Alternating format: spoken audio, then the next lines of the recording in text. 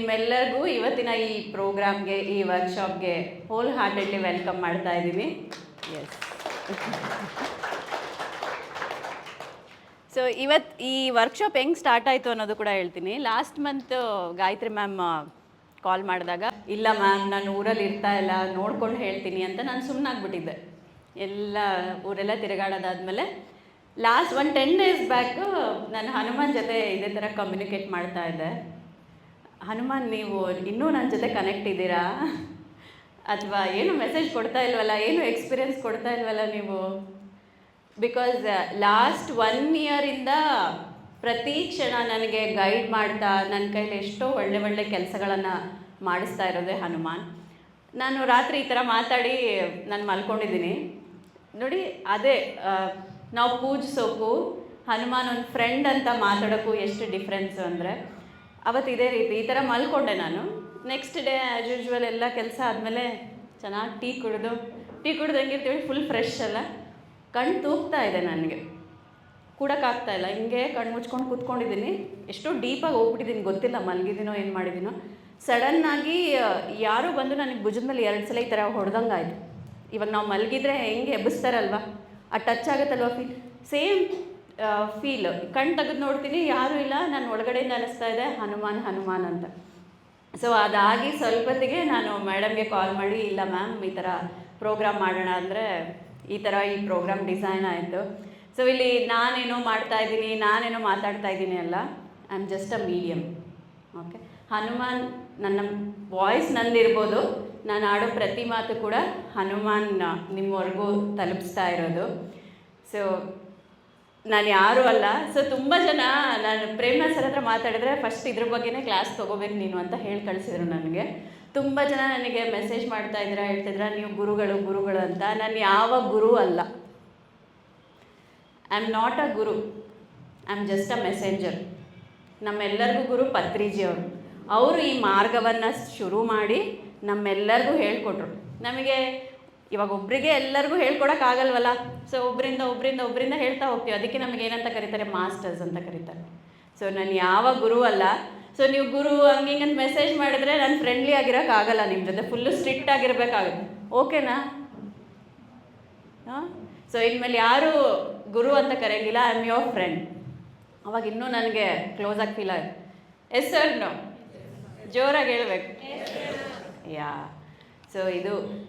So ಯಾವಾಗ ನಾವು surrender ಆಗ್ತೀವೋ, ಒಂದು ಮೀಡಿಯಮ್ ಆಗ್ತೀವಲ್ವ, ಎಷ್ಟೋ ಜನ ಹೈಯರ್ ಮಾಸ್ಟರ್ಸ್ ನಮ್ಮ ಮುಖಾಂತರ ಕೆಲಸ ಮಾಡೋಕ್ಕೆ, ನಮಗೆ ಸಹಾಯ ಮಾಡೋಕ್ಕೆ ಸಿದ್ಧವಾಗಿರ್ತಾರಷ್ಟೆ.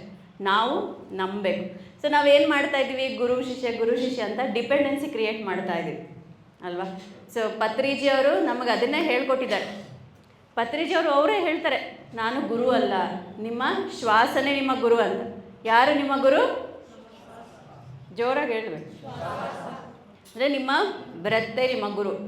ನೀವು ಸರೆಂಡರ್ ಆಗಬೇಕು, ಹಿಡ್ಕೋಬೇಕು ಗಟ್ಟಿಯಾಗಿ ಅಂದರೆ ನಿಮ್ಮ ಉಸಿರಾಟವನ್ನು. ಸೊ ಪ್ರತಿದಿನ ತಪ್ಪದೆ ಧ್ಯಾನ ಮಾಡ್ತಾ, ಧ್ಯಾನ ಅಭ್ಯಾಸವನ್ನು ಮಾಡಿ ನಮ್ಮ ಗುರುವನ್ನು ನಾವು ಹಿಡ್ಕೊಂಡಾಗ ನಮಗೆ ಬೇಕಾದ ಜ್ಞಾನ, ಶಿಕ್ಷಣ ಎಲ್ಲ ನಮಗೆ ಸಿಗ್ತಾ ಹೋಗುತ್ತೆ. ಸೊ ನನ್ನ ಪ್ರಕಾರ ನಾವು ಮಾಡೋ ಸೆಷನ್ ಎಲ್ಲನೂ ಕೂಡ ಹನುಮಾನೇ ಮಾಡಿಸ್ತಾ ಇದ್ದಾರೆ ಅಂತ. ಹೇಗೆ ನಾವು ಯಾವುದೇ ಒಂದು ಪ್ರೋಗ್ರಾಮ್ಗೆ ಹೋದರೆ ಒಂದು ದೀಪ ಹಚ್ತಾರಲ್ವ, ಯಾವ ವಿಘ್ನೆ ಬರದೆ ಆ ಬೆಳಕು ಎಲ್ಲ ಕಡೆ ಬೆಳಗಲಿ ಅಂತ.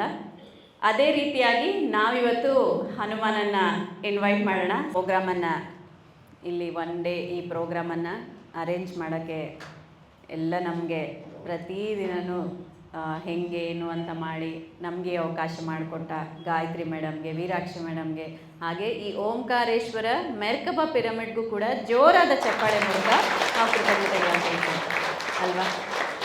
ಅವರೆಲ್ಲ ಇಷ್ಟು ಸಹಕಾರ ಮಾಡಿದ್ದಕ್ಕೆ ನಾವೆಲ್ಲ ಇವತ್ತು ಇಲ್ಲಿ ಕಲಿತು ಸೇರಿ ಎಷ್ಟೋ ವಿಷಯಗಳನ್ನು ನಾವು ಹಂಚ್ಕೊತೀವಿ ಇವತ್ತು.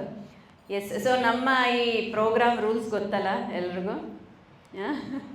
ಏನಾದರೂ ವಿಷಯ ಎಸ್ ಅನಿಸಿದರೆ ಒಂದ್ಸಲ ಚಪ್ಪಾಳೆ, ಡಬಲ್ ಎಸ್ ಅನಿಸಿದರೆ ಡಬಲ್ ಟೈಮ್ ಚಪ್ಪಾಳೆ.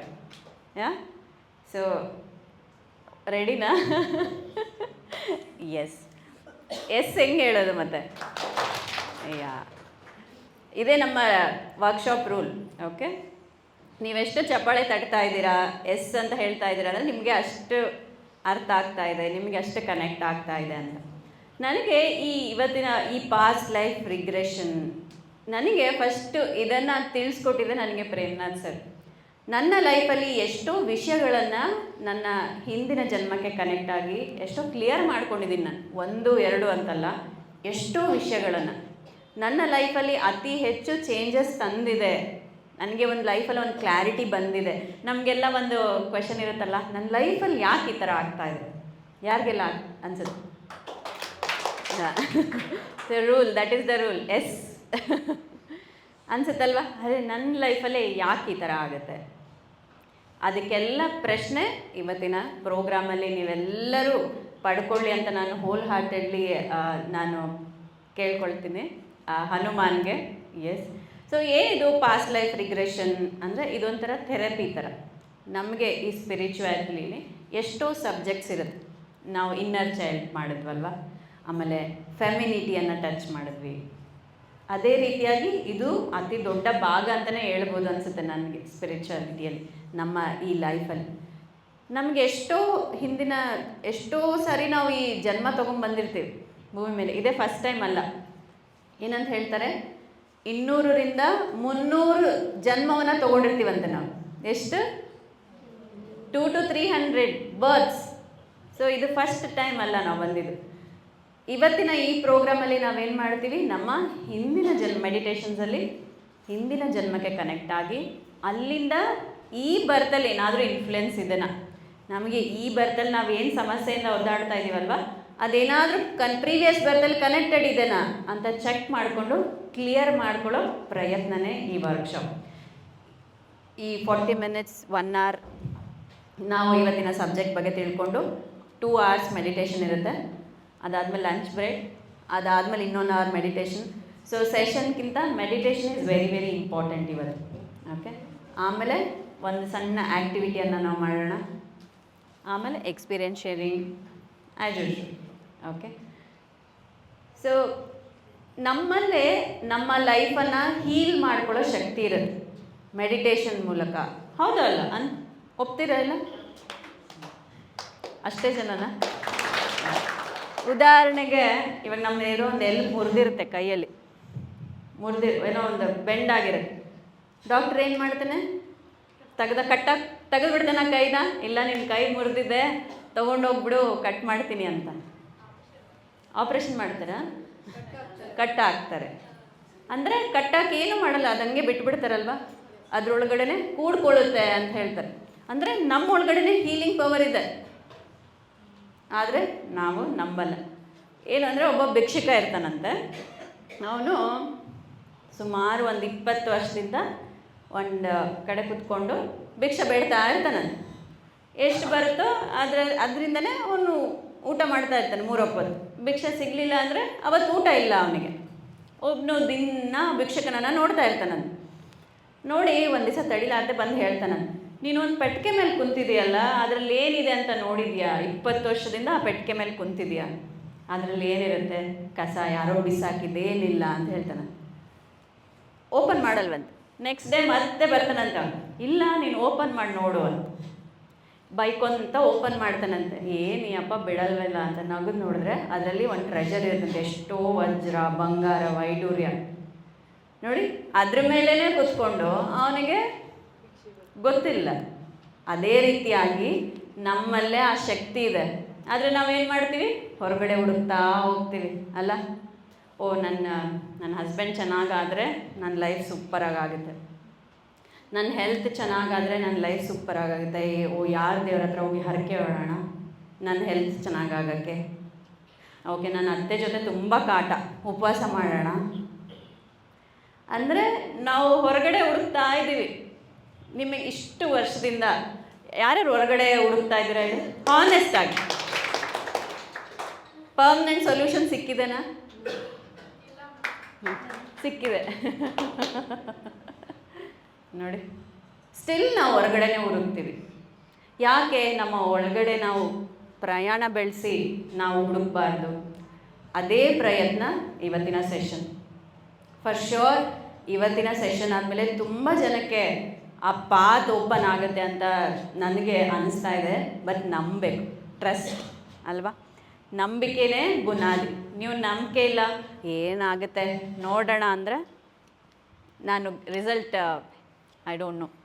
ಸೊ 100% ಟ್ರಸ್ಟಿಂದ ಯಾವ ಲಾಜಿಕಲ್ ಮೈಂಡ್ ಇಲ್ಲದೆ ಇವತ್ತಿಲ್ಲಿ ಕುತ್ಕೋಬೇಕು, ಹಂಗಂದ್ರೇ ನಿಮಗೆ ಇದು ಅರ್ಥ ಆಗುತ್ತೆ.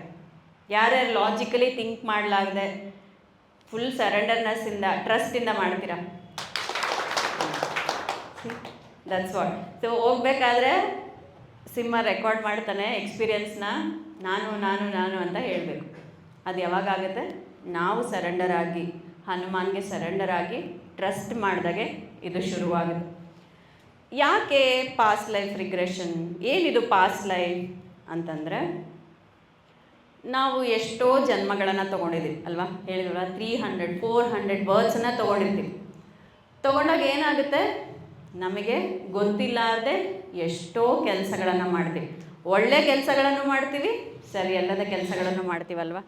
ಸೊ ಕೆಲಸಗಳನ್ನು ಏನಂತ ಕರ್ಮ ಅಂತ, ಸರಿಯಲ್ಲದ ಕರ್ಮಗಳನ್ನು ಮಾಡಿದಾಗ ಏನಾಗುತ್ತೆ, ಅದನ್ನು ತೀರ್ಸೋಕೆ ಮತ್ತೆ ಮತ್ತೆ ಬರ್ತೀವಿ. ಇವಾಗ ಉದಾಹರಣೆ ಇನ್ನೂ ಹೇಳ್ಬೇಕಂದ್ರೆ, ತುಂಬ ಜನ ಬೈಕೊಂತೀವಲ್ವ, ಏನಾದರೂ ಕಷ್ಟ ಬಂದರೆ ಅಪ್ಪ ಏನು ಕರ್ಮ ಮಾಡಿದ್ದೀನಿ ನಾನು ಅಲ್ಲ, ಬೈಕೊಂತೀವಿ. ಸುಡುಗಾಡು ಏನು ಮಾಡಿದ್ದೀನಿ ನಾನು, ಯಾರ್ಯಾರು ಬೈಕೊಂಡಿದ್ದೀರಿ ಅಲ್ಲ, ಬೈಕೊಂತೀವಿ ನಾವು. ಬಟ್ ಆದರೆ ನಿಜವಾಗ್ಲೂ ಅದು ನೀವು ಏನು ಇವಾಗ ನಿಮ್ಮ ಲೈಫಲ್ಲಿ ಚಾಲೆಂಜಸ್ ಇದೆಲ್ಲ, ಅದು ನಿಮಗೆ ವರದರ ಅಂತ ನಾನು ಹೇಳ್ತೀನಿ. ಹೆಂಗೆ ಅಂದರೆ, ಇವಾಗ ಒಂದು ಮುಳ್ಳಿನ ಮರ ಇರುತ್ತೆ ಅಂದ್ಕೊಳ್ಳಿ, ನೀವು ಅದ್ರ ಮೇಲೆ ಬಿದ್ದು ಬಿಡ್ತೀರ, ಮೈ ತುಂಬ ಮುಳ್ಳು ಚುಚ್ಕೊಂಡಿದೆ, ನೀವೇನು ಮಾಡ್ತೀರಾ, ಹಂಗೆ ಬಿಟ್ಟರೆ ಏನಾಗುತ್ತೆ, ಗಾಯ ಜಾಸ್ತಿ ಆಗಿ ಹೆಪ್ಪಗಟ್ಟು ಸತ್ತೋಗೋ ಚಾನ್ಸ್ ಇರುತ್ತಲ್ಲ, ಬಿಟ್ಟರೆ ಹಂಗೆ. ಇಲ್ಲ ಇನ್ನೊಂದು ಆಪ್ಷನ್ ಏನಿರುತ್ತೆ, ಮುಳ್ಳನ್ನು ತಕ್ಕೋಬೋದು ನೀವು. ತೆಗಿಬೇಕಾದಾಗ ನೋವಾಗುತ್ತೆ ಅಲ್ವಾ, ತೆಗಿಬೇಕಾದಾಗ ಚೆನ್ನಾಗಿರುತ್ತೆ. ಇಲ್ಲ ನಂಗೆ ನೋವಾಗುತ್ತೆ ಅಂತ ಹಂಗೆ ಬಿಟ್ಟರೆ ನಮಗೆ ಅಪಾಯ ಅಲ್ವ. ಸೊ ಮುಳ್ಳನ್ನು ತೆಗಿತೀವಿ, ಆ ಗಾಯ ಮಾಯೋಕ್ಕೂ ಟೈಮ್ ಬೇಕಲ್ವ. ನಮ್ಮ ಕರ್ಮನೂ ಅದೇ ಅಂತ ಹೇಳ್ತಾರೆ. ಗೊತ್ತಿಲ್ಲಾರ್ದೆ ಎಷ್ಟೋ ಮುಳ್ಳುಗಳು ನಮಗೆ ಅಂಟ್ಕೊಂಡ್ಬಿಟ್ಟಿರುತ್ತೆ. ನಾವೇನು ಮಾಡ್ತೀವಿ, ಈ ಜನ್ಮ ತಗೊಂಡು ಆ ಮುಳ್ಳನ್ನು ತೆಗಿಯೋ ಕೆಲಸ ಮಾಡ್ತಾಯಿದ್ದೀವಿ. ಇಟ್ಸ್ ಅ ಲಿಬರೇಷನ್, ನಿಮಗೆ ಫ್ರೀಡಮ್. ಆದರೆ ನಮಗೆ ಗೊತ್ತಿಲ್ಲಾರ್ದೆ ನಾವು ಬೈತಾ ಇರ್ತೀವಲ್ವ, ಅರೆ ಏನು ಕರ್ಮ ಮಾಡಿದೆ ಅಂತ. ಅದಕ್ಕೆ ಏನು ಹೇಳ್ತಾರೆ ಪ್ರೇಮ್ನಾಥ್ ಸರ್ ಯಾವಾಗೂ ನಂಗೆ ಅದೇ ಹೇಳ್ತಾರೆ, ಯಾವುದೇ ಒಂದು ಚಾಲೆಂಜ್ ಬಂದರೂ ಶಿಕ್ಷೆ ಅನ್ಕೋಬಾರ್ದು. ಏನು ಅನ್ಕೋಬಾರ್ದು, ಶಿಕ್ಷಣ ಅನ್ಕೋಬೇಕು, ಲಿಬರೇಷನ್ ಅನ್ಕೋಬೇಕು. ಓಕೆ, ಯಾವುದೋ ಒಂದು ನನ್ನಿಂದ ಹೋಗ್ತಾ ಇದೆ, ಯಾವುದೋ ಒಂದು ಮುಳ್ಳು ನಾನು ತೆಗ್ದಿದ್ದೀನಿ, ನನ್ನಿಂದ ಹೋಗ್ತಾ ಇದೆ, ನನ್ನ ಆತ್ಮ ಫ್ರೀ ಆಗಿದೆ, ಇವಾಗ ಲಿಬರೇಟೆಡ್ ಆಗಿದೆ. ನಮ್ಮ ಲೈಫ್ ಪರ್ಪಸ್ ಏನು ಅಂತ ನಾವು ತುಂಬ ಜನ ಕ್ವೆಶನ್ ಇರುತ್ತಲ್ವ, ಯಾರಿಗೆಲ್ಲ ಇದೆ ಲೈಫ್ ಪರ್ಪಸ್ ಏನು ನಾವು ಕೇಳ್ತೀವಲ್ವ, ಮೇಡಮ್ ನನ್ನ ಲೈಫ್ ಪರ್ಪಸ್ ಏನು ಅಂತ ತಿಳ್ಕೊಬೇಕು. ನಾವೆಲ್ಲ ಸಾಮಾನ್ಯದವರು. ನಮ್ಮ ಲೈಫ್ ಪರ್ಪಸ್ ಏನಿರುತ್ತೆ, ನಮ್ಮ ಕರ್ಮವನ್ನು ಕಳ್ಕೊಳ್ಳೋದೇ ಇರುತ್ತೆ, ಮುಳ್ಳನ್ನು ಕಿತ್ಕೊಳ್ಳೋದೇ ನಮ್ಮ ಲೈಫ್ ಪರ್ಪಸ್. ಯಾರೋ ಮಹಾಯೋಗಿ ಪತ್ರಿಜಿಯವರಂಥವ್ರು, ಪ್ರೇಮ್ನಾಥ್ ಸರ್ ಅವರಂಥವ್ರ ಲೈಫ್ ಪರ್ಪಸ್ ಏನಿರುತ್ತೆ, ಬೇರೆಯವ್ರಿಗೆ ಸಹಾಯ ಮಾಡೋ ಪರ್ಪಸ್ ಇರುತ್ತೆ. ಆದರೆ ನಮ್ಮದೆಲ್ಲ ಈ ಕರ್ಮವನ್ನು ಕಳ್ಕೊಳ್ಳೋದೇ ನಮ್ಮ ಪರ್ಪಸ್. ಈ ಕರ್ಮ ಕಳ್ಕೊಳ್ಳೋದು ಕೂಡ ಆ ಸಫರಿಂಗ್ ನಮ್ಮ ಕೈಲಿರುತ್ತೆ. ಓಕೆ, ಕರ್ಮ ನನ್ನ ಲೈಫಲ್ಲಿ ಚಾಲೆಂಜ್ ಇದೆ, ನಾನು ಸಫರ್ ಮಾಡಬೇಕೋ ಬೇಡ ಅದು ನನ್ನ ಕೈಲಿರುತ್ತೆ. ಓಕೆ, ಮುಳ್ಳು ಕಿತ್ತಾ ಇದ್ದೀನಿ, ಅಯ್ಯೋ ನೋವು ನೋವು ನೋವು ಅಂದ್ಕೊಂಡ್ರೆ ಇನ್ನೂ ಜಾಸ್ತಿ ನೋವು ಫೀಲ್ ಆಗುತ್ತೆ. ಅದು ಬಿಟ್ಟು ಏನು ಅನ್ಕೋಬೇಕು, ಓ ಇಷ್ಟೇನಾ, ಓ ನನಗೆ ಆರಾಮಾಗ್ತಾ ಇದೆ, ನನ್ನ ಎನರ್ಜಿ ಲೆವೆಲ್ ಚೆನ್ನಾಗಿ ಆಗ್ತಾ ಇದೆ, ನನ್ನ ಕರ್ಮ ಕಳೀತಾ ಇದೆ ಅಂತ ಅಂದ್ಕೊಂಡಾಗ ನಾವು ಜೀವನವನ್ನು ನೋಡೋ ದೃಷ್ಟಿಕೋನನೇ ಬೇರೆ ಆಗುತ್ತೆ. ಇವಾಗ ನೀವೊಂದು ಕಾಡಲ್ಲಿ ಓಡಬೇಕು, ನಿಮ್ಮ ಕಾಲಿಗೆ ಫುಲ್ಲು ಕಲ್ಲುಗಳು ಕಟ್ಟಿದ್ದಾರೆ, ನಿಮಗೆ ಓಡೋಕ್ಕೆ ಸಾಧ್ಯನಾ? ಫಾಸ್ಟಾಗಿ ಓಡಬೇಕು. ಫುಲ್ ಭಾರವಾದ ಕಲ್ಲನ್ನು ಕಟ್ಟಿದ್ದಾರೆ, ಆಗಲ್ಲಲ್ವ, ಆ ಭಾರ ನಮ್ಮನ್ನು ಎಳಿತಾ ಇದೆ. ಅದೇ ರೀತಿಯಾಗಿ ಆತ್ಮ ಉನ್ನತಿಯನ್ನು ಹೊಂದಬೇಕು ಅಂದರೆ ಈ ಮುಳ್ಳುಗಳೆಲ್ಲ ಅಡ್ಡ ಆಗ್ತಾ ಇರುತ್ತೆ. ಸೊ ಅದಕ್ಕೆ ನಾವೇನು ಮಾಡ್ತೀವಿ, ಜನ್ಮ ತೊಗೊಳಕ್ಕಿಂತ ಮುಂಚೆ ಮೇಲೆ ನಿಂತ್ಕೊಂಡು ನೋಡ್ತೀವಂತ. ಓಕೆ, ನನ್ನ ಆತ್ಮಕ್ಕೆ ಇನ್ಯಾವ್ಯಾವ ಮುಳ್ಳುಗಳಂಟಿದೆ, ಓಕೆ ನನ್ನ ಅತ್ತೆ ಕಾಡಿಸಿದಿನ, ಓಕೆ ಈ ಜನ್ಮದಲ್ಲಿ ನಾನು ಹೋಗಿ ಸೊಸೆಯಾಗಿ ಆ ಮುಳ್ಳನ್ನು ತಕ್ಕೊತೀನಿ ಅಂತ. ಓಕೆ, ನಾನು ನನ್ನ ಪೇರೆಂಟ್ಸನ್ನು ನೋಡ್ಕೊಂಡಿಲ್ಲ, ಆ ಮುಳ್ಳು ನನ್ನಲ್ಲಿದ್ದೆನಾ, ಓಕೆ ಇವಾಗ ಏನು ಮಾಡ್ತೀನಿ, ನೆಕ್ಸ್ಟ್ ಬರ್ತಲ್ಲಿ ನಾನು ಅನ್ಅವೈಲಬಲ್ ಪೇರೆಂಟ್ಸ್ಗೆ ಮಗುವಾಗಿ ಹುಡ್ತೀನಿ. ಅಂದರೆ ಪೇರೆಂಟ್ಸನ್ನು ಕೇರ್ ಮಾಡಬಾರ್ದು. ಆವಾಗ ಆ ನೋವು ಗೊತ್ತಾಗುತ್ತಲ್ವ, ಆ ಕರ್ಮ ಕಳಿಯುತ್ತಲ್ವ ಅಂತ ನಾವೇ ನಮ್ಮ ಲೈಫನ್ನು ಡಿಸೈನ್ ಮಾಡ್ಕೊಂಬಂದಿರ್ತೀವಂತ. ಏನು ಮಾಡ್ತೀವಿ, ಓಕೆ ನಾನು ಚೆನ್ನಾಗಿ ನನ್ನ ಅತ್ತೆ ಕಾಟ ಕೊಟ್ಟಿದ್ದೀನಿ ಹೋದ ಜನ್ಮದಲ್ಲಿ, ಸೊ ಮೇಲೋಗಿ ಅದು ಒಪ್ಕೊತೀವಂತೆ.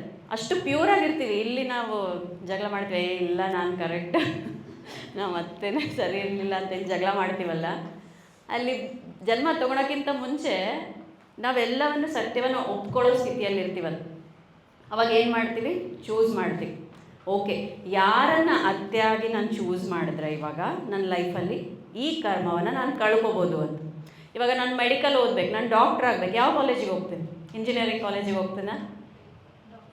ಹಾಂ, ಇಲ್ಲ ನಾನು ಇಂಜಿನಿಯರಿಂಗ್ ಮಾಡಬೇಕು, ನಾನು ಮೆಡಿಕಲ್ ಕಾಲೇಜ್ಗೆ ಹೋಗ್ತೀನಿ, ಇಲ್ಲ ಅಲ್ವಾ? ಅದೇ ರೀತಿಯಾಗಿ ನನಗೆ ಅಂಟಿದ ಕರ್ಮ, ನನ್ನ ಅಕೌಂಟಲ್ಲಿ ಯಾವ ಕರ್ಮ ಇದೆ ಅಲ್ವಾ, ಅದೇ ರೀತಿಯಾದ ವ್ಯಕ್ತಿಗಳನ್ನು ನಾವು ಸೃಷ್ಟಿ ಮಾಡ್ಕೊಂಬರ್ತೀವಿ. ಇವಾಗ ಹಿಂದಿನ ಜನ್ಮದಲ್ಲಿ ಬಾಡಿಯನ್ನು ತುಂಬ ಹಿಂಸೆ ಮಾಡಿಬಿಟ್ಟಿರ್ತೀವಿ, ತುಂಬ ಉಪವಾಸ ಮಾಡಿರ್ತೀವಿ, ಬಾಡಿನ ರೆಸ್ಪೆಕ್ಟೇ ಕೊಟ್ಟಿರಲ್ಲ. ನೆಕ್ಸ್ಟ್ ಏನು ಮಾಡ್ತೀವಿ, ಇವಾಗ ನಮ್ಮ ಬಾಡಿ ನಮಗೆ ಎಷ್ಟು ಮುಖ್ಯ ಅಲ್ಲ. ಇವಾಗ ಏನೇ ಕೆಲಸ ಮಾಡಬೇಕಂದ್ರೂ ನಮ್ಮ ಬಾಡಿ ಸಹಕಾರ ಮಾಡಿಲ್ಲ ಅಂದರೆ ನಿಮಗೆ ಏನೇ ಕೆಲಸ ಮಾಡೋಕ್ಕಾಗತ್ತಾ? ನಿಮ್ಮ ಮನೆಯಿಂದ ಇಲ್ಲಿಗೆ ಬರೋಕ್ಕಾಗ್ತಿತ್ತ? ಇಲ್ಲ. ಅಷ್ಟು ಬಾಡಿಯನ್ನು ನೀವು ಹಿಂಸೆ ಮಾಡಿರ್ತೀರ, ನೆಗ್ಲೆಕ್ಟ್ ಮಾಡಿರ್ತೀರ, ಬೈಕೊಂಡಿರ್ತೀರ, ಹೆಂಗಿದ್ದೀನಿ ಅಂತ. ಅವಾಗ ಅದಕ್ಕೆ ಏನು ಮಾಡ್ತೀರಾ, ನೆಕ್ಸ್ಟ್ ಬರ್ತಲ್ಲಿ ಹಿಂಗಿದ್ರೆ ನಾನು ಕಲಿಯಲ್ಲ, ನಾನು ಏನು ಮಾಡ್ತೀನಿ, ನಾನು ಡಿಸೇಬಲ್ ಆಗಿ, ಅಂದರೆ ಯಾವುದೋ ಒಂದು ಅಂಗ ಸರಿ ಇರಲ್ಲ, ಹಂಗೆ ಉಟ್ಕೊಂಬರ್ತೀನಿ.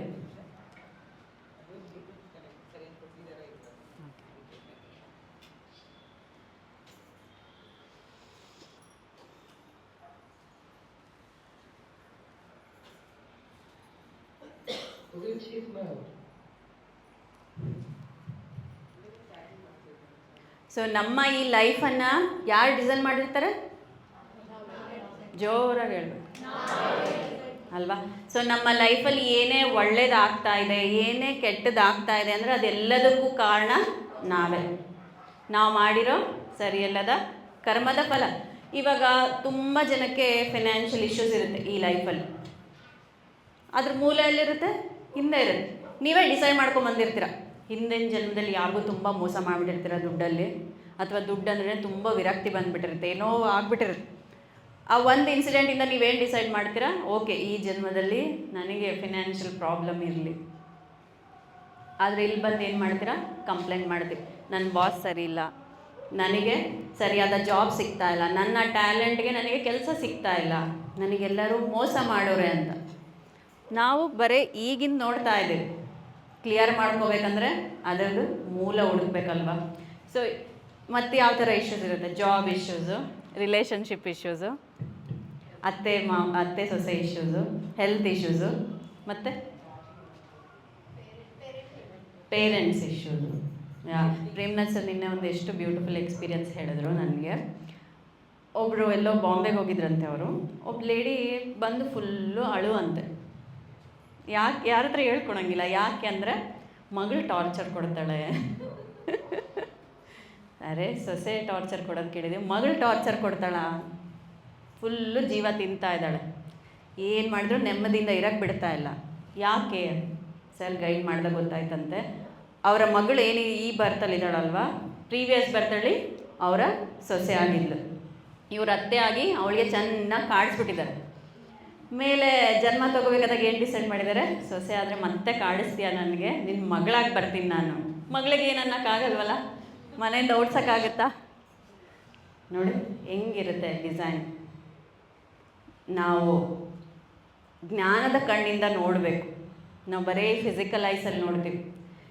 ಇದಕ್ಕೂ ಮೀರಿದ ಜ್ಞಾನ ಇರುತ್ತೆ, ಸತ್ಯ ಇರುತ್ತೆ. ನಾವೇನು ನೋಡ್ತೀವಿ, ಬರೀ ಈ ಜನ್ಮದಲ್ಲಿ ನೋಡೋದೇನು, ನಮ್ಮ ಈ ಫಿಸಿಕಲ್ ಐಸಿಂದ ನೋಡೋದು. ಓ ಇದಕ್ಕೆ ಮೂಲ ಏನು ಅಂತ ಹುಡುಕ್ತಾ ಹೋದಾಗ ಆಗ ಜ್ಞಾನದ ಕಣ್ಣಿಂದ ನಮಗೆ ಸತ್ಯ ಗೊತ್ತಾಗ್ತಾ ಬರುತ್ತೆ. ಗುಯ್ ಗುಯ್ ಅಂತ ಇದೆಲ್ಲ ಹಿಂಗೆ ಕಂಫರ್ಟಬಲ್ ಇದೆ ಅಲ್ಲ? ಹಾಂ ಕೇಳಿಸ್ತಾ ಇದೆ ನನಗೂ.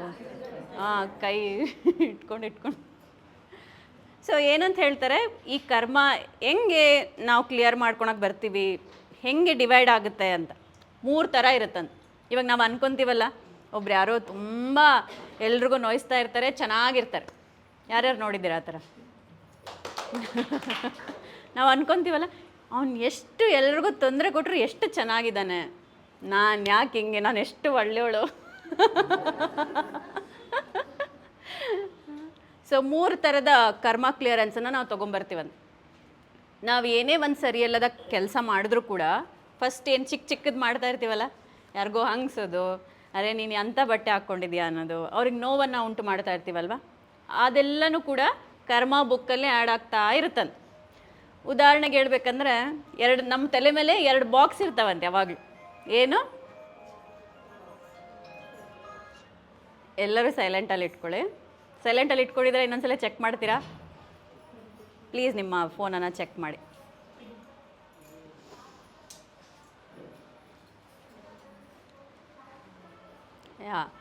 ಸೊ ನಮ್ಮ ತಲೆ ಮೇಲೆ 2 ಬಾಕ್ಸ್ ಇರುತ್ತಂತೆ ಯಾವಾಗಲೂ, ಈ ಕಡೊಂದು ಈ ಕಡೊಂದು. ಓಕೆ, ನಾವು ಯಾವಾಗ ಒಂದು ಒಳ್ಳೆ ಕೆಲಸ ಮಾಡ್ತೀವಲ್ವ, ಯಾರಿಗೋ ಒಂದು ಹೆಲ್ಪ್ ಮಾಡ್ತೀವಿ, ಆವಾಗ ಒಳ್ಳೆ ಡಬ್ಬಿಗೆ ಆ್ಯಡ್ ಆಗುತ್ತಂಥದ್ದು. ಇನ್ನೊಂದು ಡಬ್ಬಿ ಸರಿಯಲ್ಲದ ಮಾತಾಡಿದಾಗ, ಸರಿಯಲ್ಲದ ಕೆಲಸ ಮಾಡಿದಾಗ ಆ ಡಬ್ಬಿಗೆ ಆ್ಯಡ್ ಆಗುತ್ತಂತೆ. ಆ ಡಬ್ಬಿ ಇದು ಏನು ಇಂಪಾರ್ಟೆನ್ಸ್ ಅಂದರೆ, ಅದು ತುಂಬವರೆಗೂ ಚೆಲ್ಲಲ್ಲ. ಅದು ಒಂದು ಟೈಮಲ್ಲಿ ತುಂಬಿ ಎಲ್ಲಿ ಬೀಳುತ್ತೆ? ವಾಪಸ್ ನಮ್ಮ ತಲೆ ಮೇಲೆ ಬೀಳುತ್ತಂತೆ. ಒಳ್ಳೆ ಡಬ್ಬಿ ಆದರೂ ಆಗಲಿ, ಸರಿಯಲ್ಲದ ಡಬ್ಬಿ ಆದರೂ ಆಗಲಿ. ಕೆಲವೊಬ್ಬರಿಗೆ ತಡ್ಕೊಳೋ ಸ್ಥಿತಿ ಇರಲ್ಲ ಅಂತ. ಅವಾಗ ಅವ್ರು ಏನು ಮಾಡ್ತಾರೆ, ಈ ಜನ್ಮದ ಏನೇನಿದೆ ಮುಂದಿನ ಜನ್ಮದಲ್ಲಿ ನಾನು ಅನುಭವಿಸ್ತೀನಿ ಅಂತ.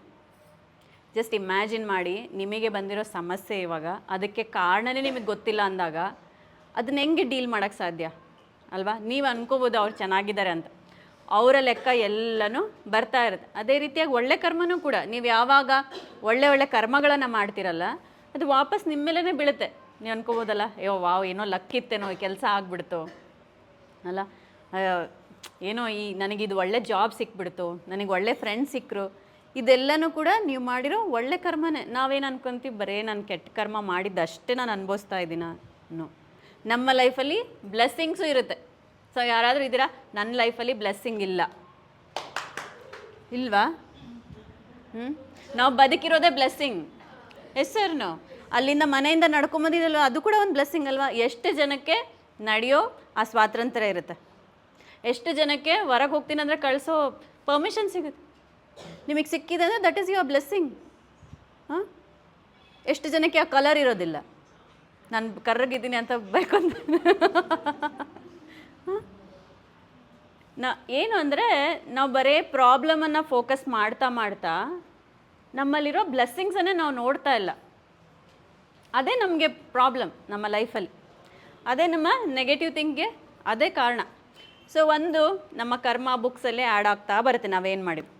ಇನ್ನೊಂದು ಕೆಲವೊಂದು ಕರ್ಮಗಳಿರುತ್ತೆ, ಆ ಕರ್ಮಗಳನ್ನು ನಾವು ಮಾಡಿದಾಗ, ಸರಿಯಲ್ಲ ಕೆಲಸಗಳನ್ನು ಮಾಡಿದಾಗ ನಮಗೆ ನಮ್ಮ ಸ್ಪಿರಿಚುವಲ್ ಪಾತೇ ಡಿಸ್ಕನೆಕ್ಟ್ ಆಗಿಬಿಡುತ್ತೆ. ನಾವೆಲ್ಲರೂ 300 ಜನ್ಮಗಳನ್ನು ತೊಗೊಂಡಿದ್ದೀವಿ ಅಂದರೆ ಎಷ್ಟೋ ಜನ್ಮ ಸಾಧನೆಗಳನ್ನು ಮಾಡಿರ್ತೀವಲ್ವ, ಎಷ್ಟೋ ಜನ್ಮದಲ್ಲಿ ಸ್ಪಿರಿಚುವಲ್ ಬ್ಲೆಸ್ಸಿಂಗ್ಸು ಇರುತ್ತಲ್ವ, ಅದು ಕಟ್ಟಾಗ್ಬಿಡುತ್ತಂತ. ಉದಾಹರಣೆಗೆ ಸೂಸೈಡ್ ಮಾಡ್ಕೊತಾರೆ. ಸೂಸೈಡ್ ಈಸ್ ಅ ಬಿಗ್ಗೆಸ್ಟ್ ಸಿನ್. ನಿಮಗೆ ಯಾವ ಸ್ಪಿರಿಚುವಲ್ ಗೈಡೆನ್ಸ್ ಸಿಗೋದಿಲ್ಲ. ಸೊ ಅನಿಸ್ತಾ ಇರುತ್ತೆ, ನಿಜ ಕಷ್ಟ ಬರುತ್ತೆ, ಸೂಸೈಡ್ ಮಾಡ್ಕೊಳ್ಳೋಣ ಅನಿಸ್ತಾ ಇರುತ್ತೆ. ಯಾರಿಗೆ ಅನಿಸ್ತಾ ಇರುತ್ತೆ? ತುಂಬ ಸುಸೈಡಿಕಲ್ ಥಾಟ್ ಬರುತ್ತೆ, ಹಾನೆಸ್ಟಾಗಿ. ನನಗೆ ತುಂಬ ಬರೋದು ಚಿಕ್ಕ ವಯಸ್ಸಲ್ಲಿ. ಯಾಕೆ ಏನು ಕ್ವೆಶನ್ ಮಾರ್ಕ್ ಬರೋದು ಲೈಫಲ್ಲಿ, ಏನು ಹಿಂಗೆ ಎಂಡ್ ಮಾಡ್ಕೊಂಬಿಟ್ರೆ ಬರುತ್ತಲ್ವ?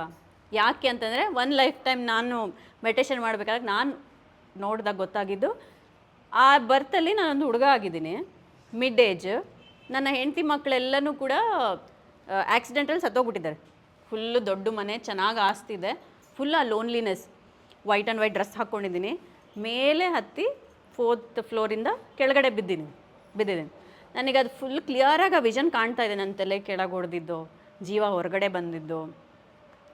ನಾವು ಅನ್ಕೊತೀವಿ ನಮ್ಮ ಈ ಲೈಫಲ್ಲಿ ಇದ್ಕೊಂಡು ಇಷ್ಟು ಕಷ್ಟ ಯಾಕೆ ಎಂಡ್ ಮಾಡೋಣ ಅಂತ. ನೀವು ಫೋರ್ಸ್ಫುಲಿ ನಿಮ್ಮ ಲೈಫನ್ನು ಎಂಡ್ ಮಾಡಿದ್ರೆ, ಇವಾಗ ಏನು ಕಷ್ಟ ಇದೆ ಅಲ್ವ, ಇದು ಜಸ್ಟ್ ಒಂದು 5% ಅಷ್ಟೇ. ಇನ್ನೂ 95% ಎಷ್ಟು ಕಷ್ಟ ಇರುತ್ತೆ ಅವಾಗ. ಯಾಕೆ ಅಂದರೆ, ನಾವು ಒಂದು ಟೈಮ್ವರೆಗೂ ಈ ಭೂಮಿ ಮೇಲೆ ಇರ್ತೀವಿ ಅಂತ ಡಿಸೈಡ್ ಮಾಡ್ಕೊಂಡು ಬಂದಿರ್ತೀವಲ್ಲ, ಆ ಟೈಮ್ ಬರೋವರೆಗೂ ನಮಗೆ ಹೈಯರ್ ಡೋರ್ಸ್ ಓಪನ್ ಆಗಲ್ಲ, ನಮ್ಮ ಮನೆ ಬಾಗಿಲು ಓಪನ್ ಆಗಲ್ಲ, ಉನ್ನತ ಲೋಕದ ಎಲ್ಲಿಂದ ಬಂದಿರ್ತೀವಲ್ಲ ಬಾಗಿಲು ಓಪನ್ ಆಗಲ್ಲ, ಯಾರು ನಮಗೆ ಹೆಲ್ಪಿಗೆ ಬರಲ್ಲ. ಇದೇ ಅರ್ಥಲ್ಲಿ ಇದ್ಕೊಂಡು ಬದುಕೋಕ್ಕೂ ಆಗದೆ ಮತ್ತೆ ವಾಪಸ್ ಹೋಗೋಕ್ಕೂ ಆಗದೆ ಅದೊಂದು ಚಿತ್ರ ಹಿಂಸೆ. ಏನಾಗುತ್ತೆ, ಆತ್ಮಕ್ಕೆ ಅದೊಂದು ಕರ್ಸ್ ಥರ ನೀವು ಸುಸೈಡ್ ಮಾಡಿಕೊಂಡ್ರೆ. ಅವಾಗ ಅದಕ್ಕೆ ಯಾವ ಮಾಸ್ಟರ್ಸು ಬರೋಲ್ಲ ನಿಮಗೆ ಹೆಲ್ಪ್ಗೆ. ಸೊ ನಾನು ಅಲ್ಲೇ ಎಷ್ಟೋ ವರ್ಷ ಅಲ್ಲೇ ನರಳ್ತಾ ಇದ್ದೀನಿ. ನನಗೆ ಆಗ್ತಾಯಿಲ್ಲ, ಹೆಲ್ಪ್ ಕೇಳ್ತಾ ಇದ್ದೀನಿ, ಸಿಗ್ತಾ ಇಲ್ಲ. ನನಗೆ ಅದು ರಿಗ್ರೆಟ್ ಆಗ್ತಾಯಿದೆ, ಯಾಕೆ ನಾನು ಸುಸೈಡ್ ಮಾಡಿಕೊಂಡೆ ಅಂತ. ಬಟ್ ಸ್ಟಿಲ್ ನನಗೆ ಎಷ್ಟೋ ವರ್ಷ ಹೆಲ್ಪ್ ಸಿಗಲಿಲ್ಲ. ಆಮೇಲೆ ಅದು ಹೆಂಗೋ ಗಾಡ್ ಗ್ರೇಸೋ ಏನು ಗುರುಗಳ ಆಶೀರ್ವಾದ ಗೊತ್ತಿಲ್ಲ, ದೂರದಲ್ಲಿ ಒಂದು ವೈಟ್ ಕಲರ್ ಒಬ್ಬ ವ್ಯಕ್ತಿ ಕುಂತಿರೋ ಥರ ನನಗೆ ಕಾಣಿಸ್ತು. ಅದು ಹೆಂಗೆ ಎಷ್ಟು ರಿಯಲ್ ಆಗಿತ್ತು ಅಂದರೆ ಆ ಬರ್ತ್ ನನಗೆ ಇನ್ನೊಂದು ಸಲ ನನ್ನ ಮೈಂಡಲ್ಲಿ ಸುಸೈಡಿಕಲ್ ಥಾಟ್ಸ್ ಬರಬಾರ್ದು. ನಾನು ನಡ್ಕೊಂಡು ಹೋಗ್ತಾ ಇದ್ದೀನಿ ಅವ್ರ ಹತ್ರ. ಗುರುನಾನಕ್ ಫುಲ್ಲು ಗಡ್ಡ ಇಟ್ಕೊಂಡಿದ್ದಾರೆ ಅವರು. ನಾನು ಎಷ್ಟು ಮಾತಾಡಿಸ್ತಾ ಇದ್ದೀನಿ ನೋಡ್ತಾನೆ ಇಲ್ಲ. ಆಮೇಲೆ ಎಷ್ಟೋ ರಿಕ್ವೆಸ್ಟ್ ಮಾಡಿದ್ಮೇಲೆ ಆವಾಗ ಆ ವಿಸ್ಡಮನ್ನು ನನಗೆ ಕೊಟ್ಟರು. ನೋಡು, ಯಾವುದೇ ಆತ್ಮ ಆಗಲಿ ಭೂಮಿಗೆ ಬಂದಮೇಲೆ ನಾವಿನ್ನೂ ಬದುಕಿದ್ದೀವಿ ಅಂದರೆ ನಮ್ಮ ಲೈಫ್ ಪರ್ಪಸ್ ಇನ್ನೂ ಮುಗ್ದಿಲ್ಲ. ಕೇಳ್ತಾರಲ್ವ, ನನ್ನ ಲೈಫ್ ಪರ್ಪಸ್ ಯಾವಾಗ ಮುಗಿಯುತ್ತೆ ಅಂದರೆ ಮುಗಿದ ಮೇಲೆ ಒಂದು ಕ್ಷಣನೂ ನಾವು ಭೂಮಿ ಮೇಲೆ ಇರೋದಿಲ್ಲ. ಅವ್ರೇನು ಹೇಳ್ತಾರೆ, ನೋಡು ಇಷ್ಟು ಮಹಾ ಪಾಪ ಮಾಡಿದ್ಯಾ, ಇನ್ನೊಂದು 5 ಜನ್ಮವರೆಗೂ ನಿನಗೆ ಯಾವ ಸ್ಪಿರಿಚುವಲ್ ಹೆಲ್ಪ್ ಸಿಗೋದಿಲ್ಲ. ಇನ್ನು 5 ಜನ್ಮನೂ ಕೂಡ ನಿನಗೆ ಆ ಟೆಂಡೆನ್ಸಿ ಇರುತ್ತಂತ ಸುಸೈಡ್ ಮಾಡ್ಕೊಳ್ಳೋಣ ಅಂತ. ಯಾಕಂದರೆ ಹಿಂದಿನ ಜನ್ಮದ ಆ ಟ್ರಾಮಾ. ಯಾವಾಗ ನೀನು 5 ಜನ್ಮ ದಾಟ್ತೀಯೋ ಆವಾಗಲೇ ನಿನ್ನ ಆಧ್ಯಾತ್ಮಿಕ ಪಯಣ ಎಲ್ಲ ಮತ್ತೆ ಮುಂದುವರಿಯುತ್ತೆ ಅಂತ. ನಾವೆಲ್ಲ ಏನು ಅನ್ಕೊತೀವಿ, ನಾವೆಲ್ಲ ಈ ದೇಹಧಾರಿಗಳು, ಧ್ಯಾನ ಮಾಡಿದಾಗ ಏನೋ ಒಂದು ಸ್ಪಿರಿಚುವಲ್ ಎಕ್ಸ್ಪೀರಿಯನ್ಸ್ ಆಗುತ್ತೆ ಅಲ್ವಾ. But that is not true. ಉಲ್ಟಾ ಆ್ಯಕ್ಚುಲಿ ನಾವೆಲ್ಲರೂ ಆಧ್ಯಾತ್ಮಿಕ ಜೀವಿಗಳು. ಇಲ್ಲಿ ಎಕ್ಸ್ಪೀರಿಯನ್ಸ್ಗೋಸ್ಕರ ಈ ಬಾಡಿ ತೊಗೊಂಬಂದಿದೆ. ನಿಮಗೆ ಆ ನಿಮ್ಮ ಸೋಲ್ ಕನೆಕ್ಷನ್, ಆ ಸ್ಪಿರಿಚುವಲ್ ಕನೆಕ್ಷನ್ನೇ ಕಟ್ ಆಗೋದ್ರೆ ನೀವು ಯೋಚನೆನೂ ಮಾಡೋಕ್ಕಾಗಲ್ಲ ಎಷ್ಟು ಹಾರಿಬಲ್ ಆಗಿರುತ್ತೆ ಅಂತ. ಸೊ ಈ ಥರ ಕರ್ಮಗಳನ್ನು ಮಾಡಿದಾಗ ನಮ್ಮ ಸ್ಪಿರಿಚುವಲ್ ಪಾತ್, ಆ ಸ್ಪಿರಿಚುವಲ್ ವೆಬ್ ಅಂತ ಏನು ಹೇಳ್ತೀವಲ್ಲ, ಅದೇ ಡ್ಯಾಮೇಜ್ ಆಗುತ್ತೆ. ಬೇರೆಯವರಿಗೆ ತುಂಬ ಹಿಂಸೆ ಮಾಡೋದು, ಪ್ರಾಣಿ ಹಿಂಸೆ ಮಹಾಪಾಪ ಅಂತ ಹೇಳ್ತಾರೆ. ಅದಕ್ಕೆ ಏನು ಹೇಳ್ತಾರೆ, ಈ ಸ್ಪಿರಿಚುವಾಲಿಟಿಲಿ ಫಸ್ಟ್ ರೂಲ್, ನೀನು ಧ್ಯಾನ ಮಾಡ್ತೀಯೋ ಬಿಡ್ತೀಯೋ ಅದಕ್ಕಿಂತ ಮುಂಚೆ ಬರೋದು ಅಹಿಂಸೆ ಮಾರ್ಗದಲ್ಲಿರಬೇಕು. ಅದೇ ನಮ್ಮ ಫಸ್ಟ್ ರೂಲ್, ಫಸ್ಟ್ ಧರ್ಮ. ಈ ರೂಲ್ ಇದೆಲ್ಲ ಚೇಂಜ್ ಆಗೋದೇ ಇಲ್ಲ. ನನಗೂ ನಿಮಗೂ ಎಲ್ಲರಿಗೂ ಇನ್ನೂ ಎಷ್ಟೋ ಜನ್ಮ ಬಂದ್ರೂ ಕೂಡ ಈ ರೂಲ್ ಚೇಂಜ್ ಆಗೋಲ್ಲ. ಪ್ರಾಣಿಗಳ ಜೊತೆ ಪ್ರೀತಿಯಿಂದ ಇರಬೇಕು, ಮನುಷ್ಯರ ಜೊತೆ ಪ್ರೀತಿಯಿಂದ ಇರಬೇಕು, ಆ್ಯಂಡ್ ನಮ್ಮ ಜೊತೆ ನಾವು ಪ್ರೀತಿಯಿಂದ ಇರಬೇಕು. ಸೊ 2ನೇದು ಈ ಥರ ಸ್ಪಿರಿಚುವಲ್ ಪಾತ್ ಕಟ್ಟಾಗತ್ತೆ. ಇನ್ನು 3ನೇದೇನು ಅಂದರೆ ಬೂಮರ್ಯಾಂಗ್. ಅಂದರೆ ನೀನೇನು ಕೊಡ್ತೀಯೋ ಒಂದು ಚಕ್ರ ಥರ ನಿನಗೆ ವಾಪಸ್ ಮತ್ತೆ ಬರುತ್ತೆ, ಎಕ್ಸಾಕ್ಟ್ಲಿ ಸೇಮ್ ಆಗಿ. ಇದನ್ನು ನಾವು ಡಿಸೈಡ್ ಮಾಡ್ತೀವಂತೆ, ಓಕೆ ಇದನ್ನು ಯಾವ ಥರ ನಾನು ಕ್ಲಿಯರ್ ಮಾಡ್ಕೋಬೋದು. ಕೆಲವೊಂದು ಸರಿ ಏನು ಮಾಡ್ತೀವಂತೆ ಗೊತ್ತಾ, ನಾನು ತುಂಬ ಹಿಂಸೆ ಮಾಡಿದ್ದೀನಿ, ನನ್ನ ಲೈಫಲ್ಲಿರೋ ಯಾರೋ ವ್ಯಕ್ತಿಗೆ ತುಂಬ ಹಿಂಸೆ ಮಾಡಿದ್ದೀನಿ. ಬಟ್ ನೆಕ್ಸ್ಟ್ ಬರ್ತಲ್ಲಿ ನಾನು ಏನು ಮಾಡ್ತೀನಿ, ನಾನು ಹೆಲ್ತ್ ಇಶ್ಯೂಸಿಂದ ತೊಗೊಂಬಂದು ನಾನು ಕ್ಲಿಯರ್ ಮಾಡ್ತೀನಿ ಅಂತ. ಉದಾಹರಣೆಗೆ ನಾನು ಇವ್ರ ಹತ್ರ ಒಂದು 25,000 ಇಸ್ಕೊಂಡಿರ್ತೀನಿ. ನನ್ನ ಹತ್ರ ದುಡ್ಡಿಲ್ಲ ವಾಪಸ್ ಕೊಡೋಕ್ಕೆ. ನಾನೇನು ಹೇಳ್ತೀನಿ, ಓಕೆ 25,000 ಅಲ್ಲಮ್ಮ, ನಾನು 6 ತಿಂಗಳು ನಿಮ್ಮ ಮನೇಲಿ ಕೆಲಸ ಮಾಡ್ತೀನಿ, ನಾನು ಕೆಲಸ ಮಾಡಿದ್ದನ್ನು ಅದರಿಂದ ತೀರಿಸ್ಕೊ ಅಂತ. ಅದೇ ರೀತಿಯಾಗಿ ನಾವೇನು ಮಾಡ್ತೀವಿ, ಮೆಜಾರಿಟಿಯಾಗಿ ನಮ್ಮ ಹೆಲ್ತ್ ಇಶ್ಯೂಸ್ಗಳ ಮೂಲಕ ನಮ್ಮ ಕರ್ಮಗಳನ್ನು ಕ್ಲಿಯರ್ ಮಾಡ್ಕೊಳಕ್ಕೆ ಬರ್ತೀವಂತೆ. ಇವಾಗ ನೋಡಿ, ನಾವು ಹೆಲ್ತ್ ಚೆನ್ನಾಗಿಲ್ಲಾರ್ದಾಗೆ ನಾವು ತುಂಬ ಡೌನ್ ಆಗಿರ್ತೀವಿ, ತುಂಬ ಡೌನ್ ಟು ಅರ್ತ್ ಇರ್ತೀವಿ, ಎಲ್ಲರ ಹತ್ರ ಕರುಣೆಯಿಂದ ಇರ್ತೀವಿ, ಪ್ರೀತಿಯಿಂದ ಇರ್ತೀವಿ ಅಲ್ಲ. ಆವಾಗಲೇ ನಾವು ನಿಜವಾದ ಪಾಠವನ್ನು ಕಲಿತೀವಿ, ನಮ್ಮ ಸೋಲ್ ಕ್ವಾಲಿಟೀಸನ್ನು ಕಲಿತೀವಿ. ಎಸ್ಸರ್ನು ತುಂಬ ಚೆನ್ನಾಗಿದ್ದಾಗ ನಾವು ಹೆಂಗಿರ್ತೀವಿ ಹೋಗು ನನಗೆಲ್ಲ ಗೊತ್ತಿದೆ ಅಂತ ಹೇಳ್ತೀವಿ ಅಲ್ಲ. ಅದೇ ಎಲ್ಲ ಚೆನ್ನಾಗಿದೆ, ಹೆಲ್ತ್ ಚೆನ್ನಾಗಿಲ್ಲ ಅಂದರೆ ನಾವು ಭಕ್ತಿವೋ ಇಲ್ಲೋ.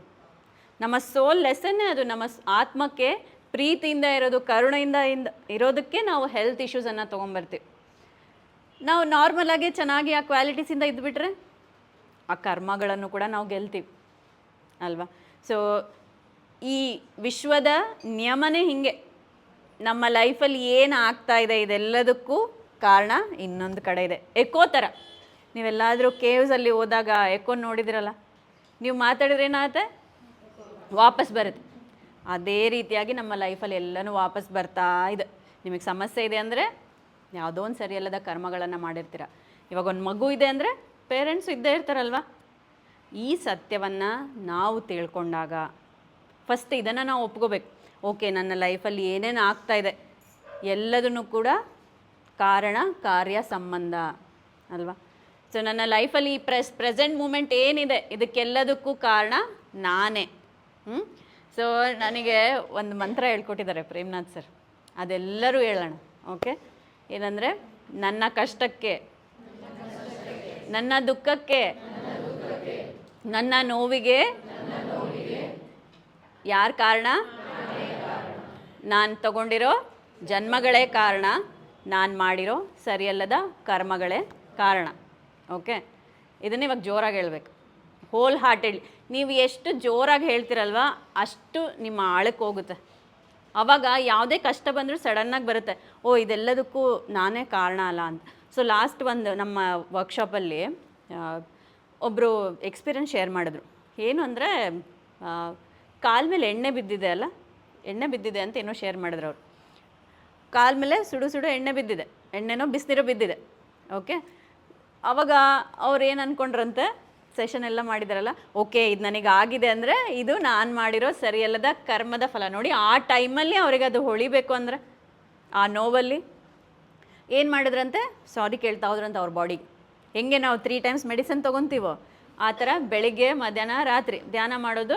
ಓಕೆ, ಇದಕ್ಕೆ ನಾನು ನಿನಗೆ ತೊಂದರೆ ಕೊಟ್ಟಿದ್ದೀನಲ್ಲ ಮೈ ಡಿಯರ್ ಬಾಡಿ, ಇದಕ್ಕೆ ನಾನೇ ಕಾರಣ ಅಂತ ಒಪ್ಕೊತಾ ಇದ್ದೀನಿ, ಐ ಆಮ್ ಸಾರಿ. ಈ ಥರ ಡೈಲಿ ಮಾಡಿದಾಗ ಗೊಬ್ಬೆನೂ ಬರಲಿಲ್ಲ ಅಂತ ಅವ್ರಿಗೆ, ಆ ಕಲೆನೂ ಉಳಿಲಿಲ್ಲ, ಆ ನೋವು ನನಗೆ ಫೀಲ್ ಆಗಲಿಲ್ಲ ಅಂತ ಹೇಳ್ತಾರೆ. ನೋಡಿ, ಒಟ್ಟ ಮಿರಾಕ್ಲಸ್ ಎಕ್ಸ್ಪೀರಿಯನ್ಸ್ ಅಲ್ವಾ. ಅವ್ರಿಗಾಗಿದೆ ನಮಗೂ ಆಗುತ್ತಲ್ವ, ನಾವು ಯಾಕೆ ಟ್ರೈ ಮಾಡಬಾರ್ದು? ನಾವು ಯಾಕೆ ಒಂದು ಕಷ್ಟ ಬಂದಾಗ ಕುಗ್ತೀವಿ? ಅದೊಂದು ಆಪರ್ಚುನಿಟಿ ಅಂತ ತೊಗೋಬೇಕಂತ. ಓಕೆ, ನಾನು ಧ್ಯಾನವನ್ನು ನಂಬಿದ್ದೀನಲ್ಲ, ನನಗೆ ಧ್ಯಾನ ಸರಿಯಾದ ಮಾರ್ಗವನ್ನು ತೋರಿಸುತ್ತೆ, ಈ ಕಷ್ಟ ಬಂದಿದೆ ಅದೇ ನನಗೆ ದಾರಿ ತೋರಿಸುತ್ತೆ ಅಂತ ಯಾಕೆ ಅನ್ಕೋಬಾರ್ದು ಅಲ್ವಾ. ಸೊ ಪ್ರತಿಯೊಬ್ಬರು ಅದಕ್ಕೆ ಎಕ್ಸ್ಪೀರಿಯನ್ಸ್ ಕೇಳಬೇಕು ಅಂತ ಹೇಳ್ತಾರೆ. ಒಬ್ಬರು ಎಕ್ಸ್ಪೀರಿಯನ್ಸ್ ಕೇಳಿದಾಗ ಓಕೆ ನಾವು ಈ ಥರ ಮಾಡ್ಬೋದಲ್ಲ, ನನ್ನ ಲೈಫ್ ಈ ಥರ ಚೆನ್ನಾಗಿ ಆಗ್ಬೋದಲ್ಲ, ನಮ್ಮ ಮನೇಲಿ ನಮ್ಮೆಲ್ಲ ಎಷ್ಟು ಸಮಸ್ಯೆಗಳಿದೆ ಅದೆಲ್ಲ ನಾವು ಕ್ಲಿಯರ್ ಮಾಡ್ಕೋಬೋದಲ್ಲ ಅಲ್ವಾ.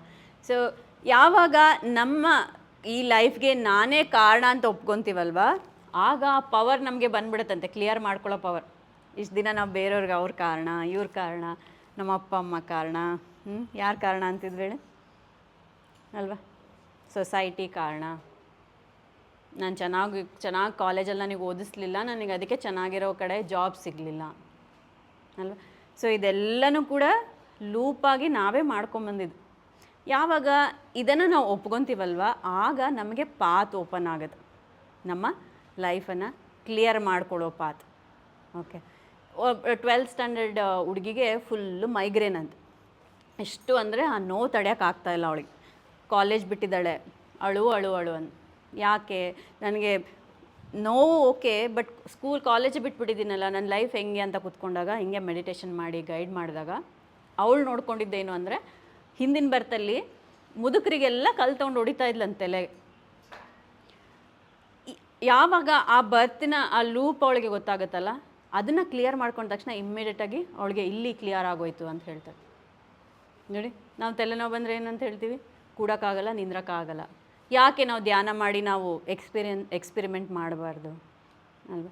ಇನ್ನೊಂದು ಎಕ್ಸ್ಪೀರಿಯನ್ಸ್ ಏನು ಅಂತಂದರೆ, ಗಂಡ ದಿನ ಬಂದು ಕುಡಿದು ಹೊಡೆಯೋನಂತೆ ಅವಳಿಗೆ, ಫುಲ್ಲು ಹೊಡೆಯೋನು, ಚಿತ್ರ ಹಿಂಸೆ ಮಾಡೋನು. ಏನು ಮಾಡ್ಬೇಕು ಇವಾಗ? ಗಂಡ ಕಾನ್ಷಿಯಸ್ ಇರಲ್ಲ, ಫುಲ್ಲು ಡ್ರಂಕ್ ಅಟ್, ಪ್ರತಿದಿನ ಕುಡಿದು ಬಂದು ಹೊಡೆದಾಗ ಲೈಫ್ ಹೆಂಗಿರುತ್ತೆ ಹೇಳಿ, ಮಿಸರೇಬಲ್ ಅಲ್ವಾ.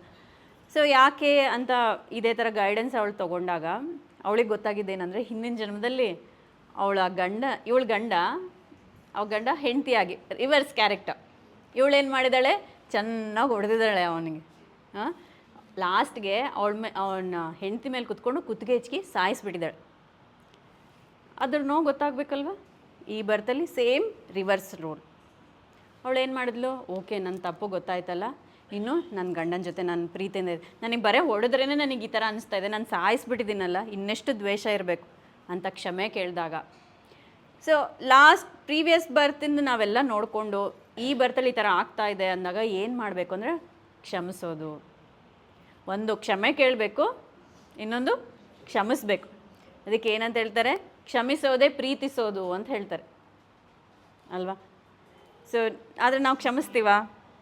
ಹಿಂದಿನ ಜನ್ಮದಲ್ಲಿ ಏನು ಮಾಡಿರ್ತೀವಿ, ನಾವು ಅತ್ತೆ ಆಗಿ ನಮ್ಮ ಸೊಸೆಗೆ ತುಂಬ ಕಾಟ ಕೊಟ್ಟಿರ್ತೀವಿ. ಈ ಜನ್ಮದಲ್ಲಿ ನಮ್ಮ ಅತ್ತೆ ನಮಗೆ ತುಂಬ ಕಾಟ ಕೊಡ್ತಾ ಇದ್ದಾರೆ, ಕ್ಷಮಿಸ್ತೀವ ಅವ್ರನ್ನ? ಎಸ್ ಸರ್ ಇಲ್ಲ ಅಲ್ವಾ? ಇನ್ನೂ ಏನು ಮಾಡ್ತೀವಿ, ಅವ್ರ ಮೇಲೆ ಕಂಪ್ಲೇಂಟ್ಸ್ ಹೇಳ್ತೀವಿ, ಅರೆ ಯಾಕೆ ಈ ಥರ ಮಾಡ್ತಾ ಇದ್ದಾರೆ. ಯಾವಾಗ ಧ್ಯಾನ ಮಾಡಿದಾಗ ನಮಗೆ ಸತ್ಯ ಗೊತ್ತಾದಾಗ, ಓಕೆ ನಾನು ಈ ಥರ ಮಾಡಿದ್ದೀನಿ, ಅದಕ್ಕೆ ನನ್ನ ಅತ್ತೆ ಈ ಥರ ಮಾಡ್ತಾ ಇದ್ದಾರೆ ಅಂತ ಅವ್ರನ್ನ ಹೋಲ್ ಹಾರ್ಟೆಡ್ಲಿ ಕ್ಷಮಿಸಿ, ನಾವೇನು ಅನ್ಕೊತೀವಿ, ಓಕೆ ನಾನು ಕ್ಷಮಿಸಿದ್ದೀನಿ, ಅವ್ರು ಬದಲಾಗಬೇಕು ಅಂತ ಅನ್ಕೊತೀವಿ. That is not possible. ನಮ್ಮ ಕಡೆಯಿಂದ ನಾವು ಕ್ಲಿಯರ್ ಮಾಡ್ಕೊತಾ ಇದ್ದೀವಿ, ಅವ್ರು ಬದಲಾಗ್ಬೋದು, ಬದಲಾಗದೇ ಇರ್ಬೋದಲ್ವ. ಸೊ ಅದಕ್ಕೆ ಏನಂತ ಹೇಳ್ತಾರೆ, ಕ್ಷಮಿಸ್ಬೇಕು, ಕ್ಷಮಿಸಿ ಅವ್ರಿಗೆ ಒಳ್ಳೇದಾಗಲಿ ಅಂತ ಅಂದ್ಕೊಳ್ತಾ ಹೋಗಬೇಕು. ಆವಾಗಲೇ ಅವರಲ್ಲಿ ಎಷ್ಟೋ ಚೇಂಜಸ್ ಬರುತ್ತೆ ಅಂತ ಹೇಳ್ತಾರೆ. ಇನ್ನು ನನ್ನ ಎಕ್ಸ್ಪೀರಿಯೆನ್ಸ್ ಹೇಳಬೇಕಂದ್ರೆ, ನಮ್ಮ ಅತ್ತೆಗೆ ಇದಕ್ಕಿದ್ದಂಗೆ ಕೈಯಲ್ಲಿ ಉರಿ ಬರೋದು, ಎದೆಯಲ್ಲಿ ಉರಿ ಬರೋದು. ಒಂದು ಸಲ ಈ ಥರ ಹಿಂಗೆ ಮೆಡಿಟೇಷನ್ ಮಾಡ್ತಾ ಇರಬೇಕಾದ್ರೆ ನನಗೇನು ಕಾಣಿಸ್ತಾ ಇದೆ ವಿಷನ್, ಅವರು ಒಂದು ಯಾವುದೋ ಮರನ ಸುಡ್ತಾ ಇದ್ದಾರೆ ಅಂತ. ಓಕೆ, ಆ ಮರಕ್ಕೆ ಫರ್ಗ್ಯೂನೆಸ್ ಕೇಳಿಸಿ, ಕ್ಷಮೆ ಕೇಳಿಸಿದ ಮೇಲೆ, ಧ್ಯಾನ ಎಲ್ಲ ಆದಮೇಲೆ ಅವಾಗ ಹೇಳ್ತಾ ಇದ್ದಾರೆ, ನೋಡು ಇದು ಪ್ರೀವಿಯಸ್ ಬರ್ದಲ್ಲ, ಇದೇ ಜನ್ಮದಲ್ಲಿ ನಮ್ಮದು ಮಾವಿನ ಗಿಡ ಇದೆ ಊರಲ್ಲಿ ಒಂದು, ಅಲ್ಲಿ ಜೇನು ಕಟ್ಟಿತ್ತಂತೆ. ಓಕೆ, ಕೆಲಸದವರು ಬೆಂಕಿ ಇಡ್ತೀನಮ್ಮ ಹೋಗ್ಬಿಡ್ತವೆ ಅಂದರೆ ಹ್ಞೂ ಅಂತ ಒಪ್ಕೊಂಡಿದ್ರಂತೆ. ನೋಡಿ, ನಾವು ಜಸ್ಟ್ ಅನುಮತಿ ಕೊಟ್ಟು ಅದನ್ನು ವಿಟ್ನೆಸ್ ಮಾಡಿದರೂ ಕೂಡ ನಮಗದು ಎಕ್ಸ್ಪೀರಿಯೆನ್ಸ್ ಮಾಡ್ತೀವಿ. ಇನ್ನು ಎಷ್ಟೋ ಗೊತ್ತಿಲ್ಲಾರದೆ ಕೆಲಸ ಮಾಡಿರ್ತೀವಿ ಹಿಂದಿನ ಜನ್ಮದಲ್ಲಿ. ಆಮೇಲೆ ಆ ಫರ್ಗ್ಯೂನೆಸ್ ಕೇಳಿ ಇನ್ನೂ ಅವರು ಅಂದ್ಕೊಂಡ್ರಂತೆ, ಇನ್ನು ಯಾವತ್ತೂ ನಾನು ಈ ಥರ ಮಾಡಲ್ಲ ಅಂದ ತಕ್ಷಣ ಇಮ್ಮಿಡಿಯೇಟಾಗಿ ಅವ್ರಿಗೆ ಕಮ್ಮಿ ಆಗೋಯ್ತು ಅವ್ರಿಗೆ. ಎಷ್ಟು ಬ್ಯೂಟಿಫುಲ್ ಎಕ್ಸ್ಪೀರಿಯೆನ್ಸ್ ಅಲ್ವ. ಸೊ ಮೆಡಿಟೇಷನಲ್ಲಿ ಪ್ರತಿಯೊಂದು ನಮಗೆ ಸಾಧ್ಯ, ನಮಗೆ ನಾವು ಹೀಲ್ ಮಾಡ್ಕೊಳಕ್ಕೆ ಸಾಧ್ಯ. ನಾವು ನಂಬಬೇಕಷ್ಟೇ, ಟ್ರಸ್ಟ್ ಮಾಡಬೇಕು. ಎಷ್ಟು ಎಕ್ಸ್ಪೀರಿಯನ್ಸಸ್ ಈ ಥರ ಅಂದರೆ ಒಂದು ಎರಡಲ್ಲ, ಮೆನಿ ಎಕ್ಸ್ಪೀರಿಯನ್ಸಸ್. ನೀವು PMC ಕನ್ನಡದಲ್ಲಿ ಹೋಗಿ ಒಬ್ಬೊಬ್ರದ್ದು ಎಕ್ಸ್ಪೀರಿಯೆನ್ಸ್ ನೋಡ್ತಾ ನೋಡ್ತಾ ನಿಮಗೆಲ್ಲ ಗೊತ್ತಾಗ್ತಾ ಬರುತ್ತೆ. ಇನ್ನೊಂದು ಎಕ್ಸ್ಪೀರಿಯೆನ್ಸ್ ಹೇಳ್ತಾ ಇದ್ರು, ಅವಳಿಗೆ ಬ್ಲಡ್ ಕಮ್ಮಿ ಅಂತ. ಒಬ್ಬ 25 ಇಯರ್ಸ್ ಹುಡುಗಿ, ಬ್ಲಡ್ಡೇ ಇಲ್ಲ, ಎಷ್ಟು ತಿಂದ್ರೂ ಕೂಡ ಹೆಮೋಗ್ಲೋಬಿನ್ ಜಾಸ್ತಿ ಆಗ್ತಾಯಿಲ್ಲ, ಫುಲ್ ಸ್ಕೆಲಿಟನ್ ಥರ ಇದ್ದಾಳೆ. ಎಷ್ಟೋ ಮೆಡಿಟೇಷನ್ ಮಾಡ್ತಾ ಇದ್ದಾಳೆ. ಆಮೇಲೆ ಮೆಡಿಟೇಷನ್ ಮಾಡ್ತಾ ಮಾಡ್ತಾ ಅವಳಿಗೆ ಅವಳ ಪಾಸ್ಟ್ ಲೈಫ್ ಓಪನ್ ಆಯಿತು. ಅವಾಗ ನೋಡಿದಾಗ ಅವಳು ಟ್ರಾವೆಲ್ ಮಾಡ್ತಾ ಇದ್ದಾಳೆ, ಭೂಮಿ ಒಳಗೆ ಹೋಗ್ತಾ ಇದ್ದಾಳೆ. ಹೋದರೆ ಅವಳು ತಿಂದಿರೋ ಪ್ರಾಣಿಗಳೆಲ್ಲ ಅಲ್ಲಿದ್ದಾವಂತೆ. ಅಷ್ಟು ಹಿಂಸೆ ಮಾಡಿ ಆಹಾರ ರೂಪದಲ್ಲಿ ತಿಂದಿದ್ದಾಳೆ. ಅದು ಏನಾಗಿದೆ, ಈ ಜನ್ಮದಲ್ಲಿ ಹೆಂಗಿರುತ್ತೆ ಆ ನೋವು ಹೆಂಗಿರುತ್ತೆ ಅಂತ ಅವಳಿಗೆ ಗೊತ್ತಾಗೋಕ್ಕೆ ಅಷ್ಟು ಹೆಲ್ತ್ ಇಶ್ಯೂಸಿಂದ ಮಾಡಿದ್.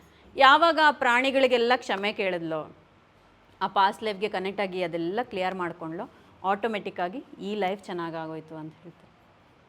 ಆಮೇಲೆ ಇನ್ನೊಬ್ರು ಇದ್ದರಂತೆ, ಅವ್ರಿಗೆ ಏನು ಹೆಲ್ತ್ ಇಶ್ಯೂ ಆಗಿತ್ತೋ ಗೊತ್ತಿಲ್ಲ, ಮಾತಾಡೋಕ್ಕೆ ಬರ್ತಾ ಇರಲಿಲ್ಲ, ನಡೆಯೋಕ್ಕೆ ಬರ್ತಾ ಇರಲಿಲ್ಲ. ಸೊ ಯಾರೋ ಹೇಳಿದ್ರಂತೆ, ಪಿರಮಿಡ್ ಕೆಳಗಡೆ ಕುತ್ಕೊಂಡು ಮೆಡಿಟೇಷನ್ ಮಾಡಿದ್ರೆ ಕ್ಲಿಯರ್ ಆಗುತ್ತೆ ಅಂತ. ಡೈಲಿ ಬರೋರಂತೆ, 4 months ಏನೂ ಚೇಂಜಸ್ ಇಲ್ಲ ಅಂತ. ಹಂಗೆ ಈ ಥರ ಗೈಡ್ ಮಾಡಬೇಕಾದಾಗ, ಪ್ರೇಮ್ನಾಥ್ ಸರ್ ಗೈಡ್ ಮಾಡಬೇಕಾದಾಗ, ಸರ್ ಎಷ್ಟೋ ಮೆಡಿಟೇಷನ್ ಮಾಡ್ತಾಯಿದ್ದೀನಿ, ನನಗಿನ್ನೂ ಕ್ಲಿಯರ್ ಆಗ್ತಾ ಇಲ್ಲ ಅಂತಂದರೆ, ಓಕೆ ಕಣ್ಣು ಮುಚ್ಕೊಂಡು ಕುತ್ಕೊಂಡಾಗ ಅವರ ಹಿಂದಿನ ಜನ್ಮದಲ್ಲಿ ಹೋದಾಗ ಅವ್ರ ತಂದೆ ತಾಯಿಗೆ ಅಷ್ಟು ಹಿಂಸೆ ಮಾಡಿದಾರಂತೆ ಅವರು. ಅವ್ರಿಗೆ ಆ ಡ್ಯೂಟಿ ಅಲ್ವಾ, ನಮ್ಮ ಪೇರೆಂಟ್ಸನ್ನು ನಾವು ನೋಡ್ಕೊಳ್ಳೋದು ನಮ್ಮ ಡ್ಯೂಟಿ. ಅವ್ರು ಹೆಂಗೆ ಇರಲಿ ಏನೇ ಇರಲಿ ಅಲ್ವಾ, ದಟ್ ಈಸ್ ಅವರ್ ಧರ್ಮ. ಅದನ್ನು ಮಾಡದೆ ಅವ್ರಿಗೆ ಹಿಂಸೆ ಮಾಡೋದು, ಅವ್ರು ಮಾತಾಡೋಕ್ಕೆ ಬಿಡದೇ ಇರೋದು, ಈ ಥರ ಎಲ್ಲ ಮಾಡ್ತಾ ಹೋದಾಗ ಏನಾಯ್ತಂತೆ, ಆ ಕರ್ಮವನ್ನು ಹೆಂಗಿರುತ್ತೆ ಅನುಭವಿಸೋಕ್ಕೆ ಈ ಜನ್ಮದಲ್ಲಿ ಆ ಥರ ತೊಗೊಂಬಂದಿದ್ದಾರೆ. ಯಾವಾಗ ಇವ್ರು ಇಲ್ಲಿ ಡಿಸೈಡ್ ಮಾಡ್ಕೊಂಡ್ರು, ಇಲ್ಲ ನನ್ನ ತಪ್ಪಾಯಿತು, ನನ್ನ ಪೇರೆಂಟ್ಸನ್ನು ನಾನು ಚೆನ್ನಾಗಿ ನೋಡ್ಕೊತೀನಿ, ಅವ್ರು ಹೆಂಗೆ ಇರಲಿ ಅಂದಾಗ ಆಟೋಮೆಟಿಕ್ಕಾಗಿ ಅವ್ರ ಹೆಲ್ತ್ ಚೆನ್ನಾಗಿ, ಅವ್ರು ಮಾತಾಡೋಕ್ಕೆ ನೆಕ್ಸ್ಟ್ ಸೆಷನ್ಗೆ ಎಲ್ಲೋ ಹೋಗಿದ್ದಾರಂತೆ, ಆರಾಮ್ಸೆ ನಡ್ಕೊಂಬಂದು ಮಾತಾಡ್ತಾ ಇದ್ದಾರಂತೆ. ನೋಡಿ, ಆ ಪವರ್, ಆ ಒಂದು ಲೂಪ್ ನಮ್ಮ ಹತ್ರ ಇದೆ, ಆ ಸೊಲ್ಯೂಷನ್ ನಮ್ಮ ಹತ್ರ ಇದೆ. ನಾವು ಒಪ್ಕೋಬೇಕಷ್ಟೆ. ಒಪ್ಕೊಳಕ್ಕೆ ಧೈರ್ಯ ಬೇಕು ಅಲ್ವಾ. ತುಂಬ ಜನ ಇವತ್ತು ಪಾಸ್ಟ್ ಲೈಫ್ ರಿಗ್ರೆಷನ್ ಅಂದರೆ, ಪಾಸ್ಟ್ ಲೈಫ್ ನೋಡೋಕ್ಕೆ ಬಂದಿದ್ದೀನಿ ಅಂತ ಫುಲ್ಲು ಒಂದು ಫ್ಯಾಂಟಸಿ ಥರ ವಾವ್ ಅಂತ. ಎಷ್ಟು ಜನ ಆಸೆ ಇದೆ ಪಾಸ್ಟ್ ಲೈಫ್ ನೋಡ್ಕೊಳಕ್ಕೆ? ಹಾಂ, ಇನ್ನೊಂದು ಸರಿ ಯಾರಿಗೆಲ್ಲ ಆಸೆ ಇದೆ? ಅದೇ ಅಷ್ಟು ಚೆನ್ನಾಗಿರುತ್ತೆ ಪಾಸ್ಟ್ ಲೈಫ್ ನೋಡ್ಕೊಂಡು. ನಾನು ಹೇಳ್ತೀನಿ, ಅದರಷ್ಟು ಹಿಂಸೆ ಎಲ್ಲೂ ಇರೋದಿಲ್ಲ. ಅದೊಂದು ಫೇಸಲ್ಲಿ ನಿಜವಾಗ್ಲೂ, ಇವಾಗ ನಾನಂದರೆ ನನಗೆ ಫುಲ್ ಒಂದು ಇಮೇಜ್ ಇರುತ್ತಲ್ಲ, ಹಬ್ಬ ನಾನು ಒಳ್ಳೆಯವಳು, ನಾನೆಲ್ಲ ಕ್ಲಾಸ್ ಮಾಡ್ತಾಯಿದ್ದೀನಿ, ಎಲ್ಲರ ಹತ್ರ ಚೆನ್ನಾಗಿ ಮಾತಾಡ್ತಾ ಇದ್ದೀನಿ, ಪ್ರೀತಿಯಿಂದ ನೋಡ್ತಾ ಇದ್ದೀನಿ ಅಂತ ನಮಗೊಂದು ಒಳ್ಳೆ ಇಮೇಜ್ ಇರುತ್ತಲ್ವ, ಸೆಲ್ಫ್ ಇಮೇಜ್. ಯಾವಾಗ ನೀವು ಮೆಡಿಟೇಷನ್ ನಿಮ್ಮ ಪಾಸ್ಟ್ ಲೈಫ್ ನೋಡ್ತಾ ಹೋಗ್ತಿರಲ್ವ, ಅಲ್ಲೆಲ್ಲ ನಿಮಗೆ ಒಳ್ಳೆ ಲೈಫ್ಗಳು ತೋರಿಸೋದಿಲ್ಲ. ನೀವು ಮಾಡಿರೋ ಸರಿಯಲ್ಲ ಕೆಟ್ಟ ಕರ್ಮದ ಲೈಫ್ ತೋರಿಸ್ತಾರೆ. ಒಬ್ರಿಗೆ ಕುತ್ತಿಗೆ ಚಿಗಿ ಸಾಯಿಸ್ತಾ ಇರ್ತೀರಾ, ಒಬ್ರಿಗೆ ಚಾಕು ತೊಗೊಂಡು ಚುಚ್ತಾ ಇರ್ತೀರಾ, ಒಬ್ರಿಗೆ ಫುಲ್ ಹಿಂಸೆ ಕೊಡ್ತಾ ಇರ್ತೀರ. ಅದು ನೋಡೋಕ್ಕಾಗಲ್ಲ ಗೊತ್ತಾ. ನನ್ನ ಈ ಫೇಸಲ್ಲಿ ಆಲ್ಮೋಸ್ಟ್ ಕೋವಿಡ್ ಆ ಟೈಮಲ್ಲಿ ನನಗೆ ಈ ಥರ ಎಲ್ಲ ಸ್ಟಾರ್ಟ್ ಆಗಿದ್ದು. ಕಣ್ಣು ಮುಚ್ಚಿದ್ರೆ ಸಾಕು, ಯಾರಿಗೋ ಏನೋ ಮಾಡ್ತಾಯಿದ್ದೀನಿ, ಯಾರಿಗೋ ಸಾಯಿಸ್ತಾ ಇದ್ದೀನಿ, ಒಳಗಡೆಯಿಂದ ಒಂಥರ ದುಃಖ. ಏನಪ್ಪ ನಾನು ಇಷ್ಟು ಪಾಪ ಮಾಡಿದ್ದೀನ, ನಾನು ಇಷ್ಟು ಕೆಟ್ಟೋಳ, ಬಿಕಾಸ್ ನಾನು ಒಳ್ಳೆಯವಳಂತ ನನ್ನ ಇಮೇಜ್ ಇದೆ. ಪಾಸ್ಟ್ ಲೈಫಲ್ಲಿ ಎಲ್ಲ ತೋರಿಸಿ ಬರೀ ಒಳ್ಳೇದು ತೋರಿಸ್ತಾ ಇಲ್ಲ, ಬರೀ ಕೆಟ್ಟು ತೋರಿಸ್ತಾ ಇದ್ದಾರೆ. ಆ ಟೈಮಲ್ಲಿ ಹೆಂಗೆ ಅನಿಸ್ತಂದ್ರೆ ಇನ್ನು ಮೆಡಿಟೇಷನ್ ಸಾಕು ನನಗೆ, ನನ್ನ ಕೈಲಿ ಆಗ್ತಾ ಇಲ್ಲ, ನಾನು ಇಷ್ಟು ಪಾಪ ಮಾಡಿದ್ದೀನಿ ಅಂತ ಮೆಡಿಟೇಷನ್ ಕೂತ್ಕೊಂಡು ಅಳ್ತಾ ಇದ್ದೀನಿ. ನಾನು ಅಳ್ತಾ ಇದ್ದರೆ ನನಗೆ ಪತ್ರಿಜಿ ವಾಯ್ಸ್ ಕೇಳಿಸ್ತಾ ಇದೆ, ನೋಡು ತಪ್ಪು ಕೆಲಸ ಮಾಡ್ದೋನು, ಸರಿಯಲ್ಲದ ಪಾಪ ಕರ್ಮ ಮಾಡ್ದೋನು ಪಾಪಿ, ಸರಿಯಲ್ಲದ ಕರ್ಮಗಳನ್ನು ಮಾಡ್ದೋನು ಪಾಪಿ. ಆದರೆ ಯಾರು ಕರ್ಮ ಮಾಡಿ ಸರಿಯಲ್ಲದ ಪಾಪ ಮಾಡಿ ಧ್ಯಾನ ಮಾಡಿ ಅದನ್ನು ತಿದ್ಕೋಬೇಕು ಅಂತ ಅನ್ಕೊತಾನೆ, ಅವನು ಯೋಗೀಶ್ವರ ಜರ್ನಿಯಲ್ಲಿದ್ದಾನೆ ಅಂತ. ನೀನು ಒಳ್ಳೆ ಮಾರ್ಗದಲ್ಲಿದೆಯಾ, ಇದನ್ನು ನೀನು ಸ್ಟಾಪ್ ಮಾಡಬೇಡ ಅಂತ. It's not easy. ಅದಕ್ಕೆ ಕೆಲವೊಬ್ಬರಿಗೆ ಎಷ್ಟೇ ಫೋರ್ಸ್ ಮಾಡಿದರೂ ಕಾಣಿಸಲ್ಲ. That is good actually. ಇವಾಗ ನಾನು ಬ್ರೇಕ್ಫಾಸ್ಟ್ ಮಾಡ್ಕೊಂಡು ಚೆನ್ನಾಗಿ ಬಂದಿದ್ದೀನಿ, ಓಕೆ, ಚೆನ್ನಾಗಿ ಒಂದು 8 ಇಡ್ಲಿ ತಿನ್ಕೊಂಬಂದಿದ್ದೀನಿ. ನಾನೇನು ಅನ್ಕೊತೀನಿ, ಮಧ್ಯಾಹ್ನ ಇದೆಲ್ಲ ಕ್ಲಾಸ್ ಇದೆ, ನನಗೆ ಊಟ ಮಾಡೋಕ್ಕಾಗಲ್ಲ, ಸೊ ಇವಾಗಲೇ ಊಟ ಮಾಡಬೇಡ ಅಂದರೆ ನನಗೆ ಊಟ ಮಾಡೋಕ್ಕಾಗುತ್ತಾ? ಇಲ್ಲ, ನಂಗೆ ಟೈಮ್ ಇರಲ್ಲ, ನನಗೆ ಬೇಕೇ ಬೇಕು, ನನಗೆ ಕ್ಲಾಸ್ ತೊಗೋಬೇಕು ಅಂದ್ರೆ ನಿಮ್ಗೆ ಆಯ್ತಾ, ಓಕೆ ನಾನು ಕ್ಲಾಸ್ ಕೇಳಬೇಕು, ನಾನು ಎದ್ದೇಳಬಾರ್ದು, ಟಿಫಿನ್ ಮಾಡಿ ಇಮ್ಮಿಡಿಯೇಟಾಗಿ ಊಟ ಮಾಡಬೇಕು ಅಂತ ಅಲ್ವಲ್ಲ, ಬಾಡಿ ತಡೆಯಲ್ವಲ್ಲ. ಅದೇ ರೀತಿಯಾಗಿ ನಮ್ಮ ಪಾಸ್ಟ್ ಲೈಫನ್ನು ನೋಡಿ ತಡ್ಕೊಳ್ಳೋ ಶಕ್ತಿ ಇದ್ದರೆ ಮಾತ್ರ ನಮಗೆ ಓಪನ್ ಆಗುತ್ತೆ. ನಾವು ಫೋರ್ಸಬಲಿ ಓಪನ್ ಮಾಡೋಕ್ಕೆ ಹೋದರೆ ಡಿಸಾಸ್ಟರ್. ನಿಮಗೆ ಕನ್ಫ್ಯೂಷನ್ ಆಗಿ ಏನು ಮಾಡ್ತಾಯಿದ್ದೀನಿ ಏನಿಲ್ಲ ಅಂತ ಡಿಸ್ಕಂಟಿನ್ಯೂ ಆಗೋ ಚಾನ್ಸಸ್ ಇರುತ್ತೆ. ಸೊ ಅದಕ್ಕೆ ಯಾವುದೇ ಆಗಲಿ, ನನ್ನ ಅನಿಸಿಕೆ ಏನಂದರೆ ಥರ್ಡ್ ಐ ಆಗಲಿ, ಪಾಸ್ಟ್ ಲೈಫ್ಸ್ ಆಗಲಿ, ಅದು ನ್ಯಾಚುರಲಾಗಿ ಆಗಬೇಕು ಅಂತ. ಓಕೆ, ಗ್ರೂಪಲ್ಲಿ ನಾವೆಲ್ಲ ಒಂದು ಇಂಟೆನ್ಷನ್ ಇಟ್ಕೊಂಡು ಮಾಡ್ತಾ ಇರ್ತೀವಲ್ಲ, ಇದರಲ್ಲಿ ನಿಮಗೆ ಓಪನ್ ಆಗೋ ಚಾನ್ಸಸ್ ಇರುತ್ತೆ. ನೀವು ಅದೇ ಒಬ್ಬರೇ ಕೂತ್ಕೊಂಡು ಗೈಡೆನ್ಸ್ ಇಲ್ಲಾರ್ದಂಗೆ, ನನಗೆ ಇದಾಗ್ಬಿಡ್ಬೇಕು, ನನಗೆ ಆಸ್ಟ್ರಲ್ ಟ್ರಾವೆಲ್ ಆಗಬೇಕು, ನನಗೆ ಕಾಲ್ ಮಾಡ್ತಾರೆ, ಮೇಡಮ್ ನನಗೆ ಆಸ್ಟ್ರಲ್ ಟ್ರಾವೆಲ್ ಆಗಬೇಕು ಮೇಡಮ್, ನಾನು ಏನು ಮಾಡಬೇಕು, ನನಗೆ ಗೊತ್ತಿಲ್ಲ ಅಂತ ಹೇಳ್ತೀನಿ. ಬಿಕಾಸ್ ಎಲ್ಲನೂ ನಾನು ನ್ಯಾಚುರಲಾಗಿ ಆಗಬೇಕು. That is a right process ಅಲ್ಲ. ನಿಮಗೆ ಅದು ತಡ್ಕೊಳೋ ಶಕ್ತಿ ಇದ್ದಾಗ ತಾನೇ ಅದು ಆಗೋದು. ಸೊ ಅದಕ್ಕೆ ಫೋರ್ಸ್ ಮಾಡಬೇಡಿ. ಮತ್ತು ಇವಾಗ ಕೇಳ್ಬೋದು, ಏನು ಮೇಡಮ್ ಮತ್ತು ಪಾಸ್ಟ್ ಲೈಫ್ ರಿಗ್ರೆಷನ್ ಅಂತೀರಾ, ನೋಡ್ಕೊಳಕ್ಕೆ ಫೋರ್ಸ್ ಮಾಡಬೇಡ ಅಂತೀರಾ, ಮತ್ತು ನಮ್ಮ ಲೈಫನ್ನು ನಾವೇನು ಮಾಡಿದ್ದೀವಿ ಅಂತ ಹೆಂಗೆ ತಿಳ್ಕೊಳೋದು? ಅದಕ್ಕೆ ಯೂನಿವರ್ಸ್ ನಮಗೆ ಒಂದು ಮಿರರ್ ಕೊಟ್ಟಿದೆ. ಏನು ಕೊಟ್ಟಿದೆ? ಜೋರಾಗಿ ಹೇಳ್ಬೇಕು. ಆ ಮಿರರ್ ಏನು ತೋರಿಸುತ್ತೆ ಹೇಳಿ? ಬಿಂಬ ಅಲ್ವಾ, ಅದ್ರ ರಿಫ್ಲೆಕ್ಷನ್ ಅಲ್ವಾ. ನಿಮ್ಮ ಕರೆಂಟ್ ಲೈಫೇ ನಿಮ್ಮ past life reflection. That is a best mirror you have. Okay, ನನ್ನ ಲೈಫಲ್ಲಿ ನನ್ನ ಹಸ್ಬೆಂಡ್ ಜೊತೆ ನನಗೆ ಪ್ರಾಬ್ಲಮ್ ಇದೆ.